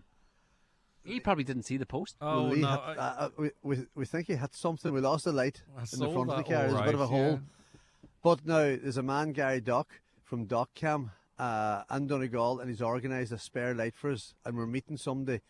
Sounds bad. We're meeting a man in the car park in Mizenhead. He's got a new light for us. But you're like losing bits of the car as it goes. We're gonna have to start reducing these tickets from a tenner. Like we're at $9.50 now. But if you get We're the light actually at back on, we'll $8.50, get so we're- $8.50. Right? Okay. Well, I know all about your prices, Dennis. It's Oh. 9. That's a sore one there. Oh, you rascal. You're not going to get fixed again, anyway. Hey, come I here. always said I was very reasonable, Greg. So you Dennis, I was joking. Let's not thrash it out on air. Come here. So you're heading to and Gooch, you're keeping people updated on your socials, aren't you? Yeah, well, but I did a wee bit of driving this morning, but it's kind of thing where I'm going to save them, just stay awake as long as we can. We're all up since 1:30, and we'll just try to get some sleep. We'll get a good block of sleep. I think it's 5 hours on the boat, isn't it? Yeah, it's 3.5. 3.5 hours on the boat, so we'll get a bit of sleep there, and then we'll get going again. But it's do you know, it's tricky to sleep in a car. Do you know, with these boys chat away. Do you think I was a chatter? You had no bother sleeping in the car? I would sleep like a baby. I literally would be. You'd have to wake me up. You know what I mean? I would sleep. I'd sleep on a bed of nails. You couldn't wake me up. No. Greg, on a serious note, this is a very good learning trip for me. That was the first time that I was in the very top of Malin Head, which was started with M, right? And then I picked up on Dennis. I says, when I was doing the post, is it the N7 or the M7? He says it's M for motorway, so it's the M7. I says, does that what all the M stand for? Motorway? And then what did you say? N stands for national roads. I didn't know that, Greg. All right, okay. This is kind of like someone saying that there aren't wheels around, Lee. That's not the revelation you might think it is. Everyone knows that. Come here. Lee's the only person impressed with us. Yeah, you're well in now, but still far from halfway to your 3,700 kilometre trip. And it's to raise funds for Zach McCrossan and Cassie Sheridan. They're both undergoing treatment in the Netherlands for leukemia. And it's about supporting Zach and Casey to raise awareness, of course, that these horrible conditions can affect people of all ages, and that keep your eyes out for signs and symptoms, but also to, I suppose, to wrap our arms around the families of Zach and Cassie as well, so they know they're not on their own as part of their journey. And that's it, Leslie, isn't it? That's why you've got involved. It's about Totally. It's about saying, look at, the community are behind you, and we're doing this, and we're chatting about you, and we're thinking on you, and we're supporting you in any which way we can. Exactly. There's no better people than the Irish people to get behind fundraisers and donations, and as you say, to help in any kind of way and let them know that they're behind them 100%. And as I say, there's no better people than the Irish, and there's no better people than the Donegal of all the Irish people to support local people in times of need. And it's not just local Donegal people, they're all local, don't get me wrong, but Tiny Vaughan, in organising this, he's made a ton of calls, and there's business people with and without Donegal connections that are doing fantastic all over the world, and they've taken little advertisement sections on the car, which means there's a lovely little pot of money there already. But this is about raising funds, and this car will go down in history whether you like it or not. You might have to get a valeter in to look after the seats, but anyway, you can still bid for it. It's a beautiful old Merc. It's wrapped in Donegal colours. Tickets are €10, 3 for 20, 5 for 30, 10 450. It's like the first prize is this car, the second prize is two of them. But as I say, the Mercedes then will arrive into Creasla via Letterkenny on Sunday around about 5 o'clock, but we'll let people know about the arrival closer to the time. And any update on whether you're going to get into Clarkson's farm, Dennis? And around 10 o'clock tomorrow morning, we should be there. Great. All right. Brilliant stuff. Lee, so the mood's good. The atmosphere is good. The windows are ajar. You're learning that M stands for motorway. I mean, what is there not to love about this trip? Sure, it's great. Well, the two great guys, and we're just all chill. We're just on the same kind of buzz and stuff, and it's just a journey, and we're enjoying all the different things that happened. We went into a filling station and a woman seen the car and she says, "Oh, I was just up in Donegal last week." We're going, "Right." She says, "I want to buy a ticket to support," and she gave us €20. She bought 2 tickets, and a man across the road, he came across, and while we're all doing this, and I says, "Well, we must get a photograph of you outside the car." Leslie decides to change out of his trousers on the forecourt in his boxer shorts. It's up there on the Facebook page. He changes in the broad light of everybody. I thought he was sleepwalking. It's only a something, body, Lee. It's just a body. And then he was concerned, was his boxer shorts. I says, "Can I post this?" He says, "Let me check his boxer shorts clean first." I says, "Look, there's nothing to see." Did you see that fella? Did you see that fella that won a race and he was having boxer shorts problems? I'd say if that was Leslie, he'd be a proud man. But anyway, there was no slippage. Lee, Dennis and Leslie, good luck with your drive. We know the car is safe as it was well checked over, but the drivers, that's another matter. From Pro Social and the Garage Project, Andy, CJ Neal, Anton, Kenzie, Park, Keelan and Franco. Leslie, I think you particularly know those guys. Yeah, I do indeed. I do indeed know them, surely. Big shout out to Lee, Leslie and Dennis. Keep safe and keep the videos coming in from Mary and Kieran Maguire and family. So people are enjoying your content, Lee. Keep it coming. Thanks very much. That's easy. It's just organically happened here, like things falling off the car and stuff, and him running around in his boxer shorts in the filling station. You couldn't write it. You couldn't produce this stuff. Well, you wouldn't. It just happens. Leslie in his boxers, you wouldn't write it. No, you wouldn't. You'd be arrested. With you. But anyway, listen, it's only a body. Just remind yourselves of that.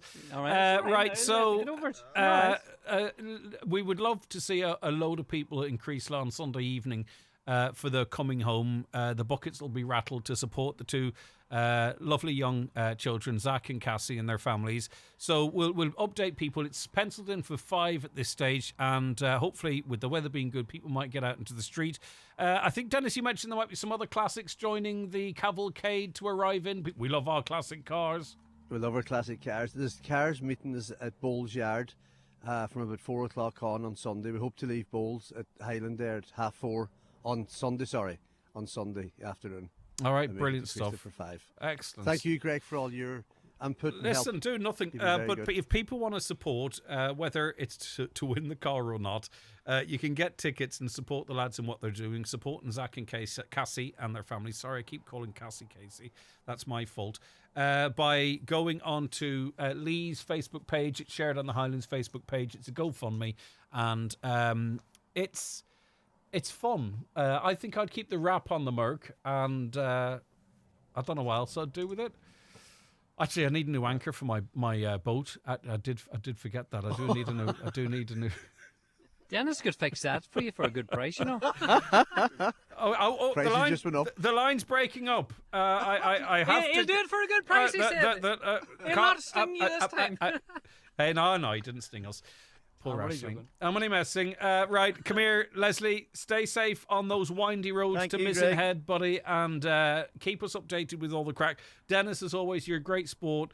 Thank you so much, and keep her country. And Lee, keep us updated with the lads and everything, and safe onward journey. And listen, fair play to the 3 years, giving up time away from your own families to support 2 other really important families as well.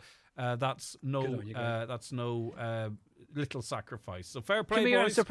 I'm surprised the Henry girls didn't tell you that we're meeting up with them on the journey and we're going to sneak into Glastonbury. They didn't tell you that, did they? Well, you've got to be back in Creaslough for 5, and that's to be right. honest, Forgot about that. I haven't right, even right, fully right. approved Clarkson's Farm, so you don't Right, be. okay. You're not We can't going have too near much fun. Glastonbury, to be honest with you. You're not going. Near We'll be Glastonbury. passing it, Greg. We'll turn the windows down. We'll just listen over the hedge. Okay, listen. Take care, boys. Thanks very much All right, indeed. Safe journey. That's Leslie. Leslie O'Donnell, Dennis Ferry and Lee Gooch, and they're nearly at Mizzen Head now as part of their 3,700 I can't speak today because it's the end of the week. I'm tired, I'm jaded, I need time off. Caroline won't give me time off, and it's just, I'm tired, Caroline. I'm just tired. I've got, fantastic, Tuesday, but that's already been planned out for me. Even if I'm off Tuesday, I won't have a second to myself. It's been planned from 7:30 in the morning, but it's all good. So 3,700 kilometre trip from Malin to Mizzen Head and then to Land's End to John O'Groats in Scotland. That's the full length of Britain. It wouldn't be me. I don't care how good fun the people are in the car. I think I'd go mad. But they're doing it because it is a bit of a trek. They're doing it, as I say, for Zach and for Cassie. They're both in the Netherlands undergoing treatment for leukemia. They've had to uproot, the families too, because you need the kids to have their support structures around them. And it's a big sacrifice, and it's a family that goes through treatment like that. So if you want to support them and just send a virtual hug around the families, I suppose, go on to Lee Gooch's Facebook or our Facebook, Highland's Facebook there, and you'll see the GoFundMe link. You can buy 1 ticket for a tenner, 3 for 20, 5 for 30, 10 for 50, and it's all really about raising money. There is that car that they're driving around in, and it is a nice car, and it will be a classic car, and it is nicely wrapped, but maybe it's just about sort of saying, Caroline, what am I doing next? Because I'm pretty much... Do you want me to read out these comments? Okay. No problem. Next week. Okay, no problem. Right, let's get to some of your comments, because we've had that mixture. This is a magazine show, and I always say at the top of the show, I say the latest news, and that news has been the news that we broke today as it relates to the surgical hub. The views, your views as they've been coming in as we react to that news and whatever else is making the headlines, and features, and that is featuring the brilliant community work the three lads are doing. So we commit to that, and we hopefully deliver that for you every day. A caller says, I suppose the hub location decision is down to numbers. Well, it's not, because we can disprove the numbers argument. I can't, sorry, the consultants and all.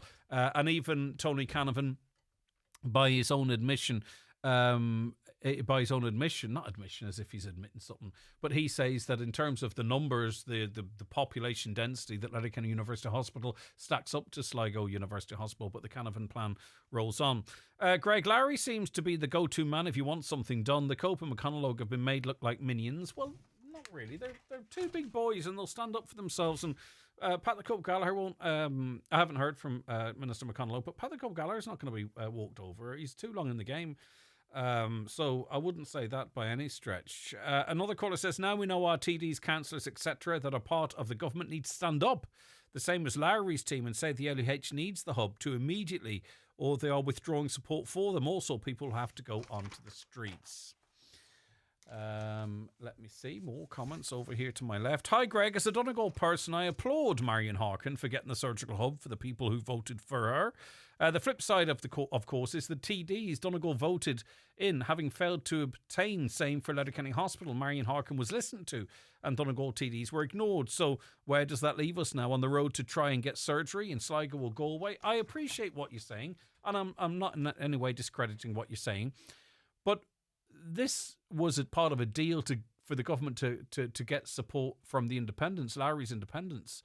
A member of a political party or opposition, they don't have that leverage. And also, there's a lot of people from South Donegal perhaps voted for Marion Harkin, and a lot of people who had a lot of respect for Marion Harkin and probably still do as an MEP that represented the whole area. Parish pump politics, it works if it's your parish, but if it's not your parish, you wonder, well, are you a TD for your own area? Are you a TD for the whole country? I'm one of those who goes to Sligo for eye injections. There is a state-of-the-art clinic in St. Connell's. Why do we still have to travel to Sligo? There are 16,000 Donegal people attending Sligo for injections. We need to use the facilities that we have. Why? Answer on a postcard. Don't waste your stamp. We know why. We're Donegal. Let me see. Will this mean that there should be a vote of no confidence in the government? It doesn't look good at all considering the Lowry connection. I don't know. I just have a feeling there could be national ramifications for this, because we all know there was goodies. Now we know one of the goodies.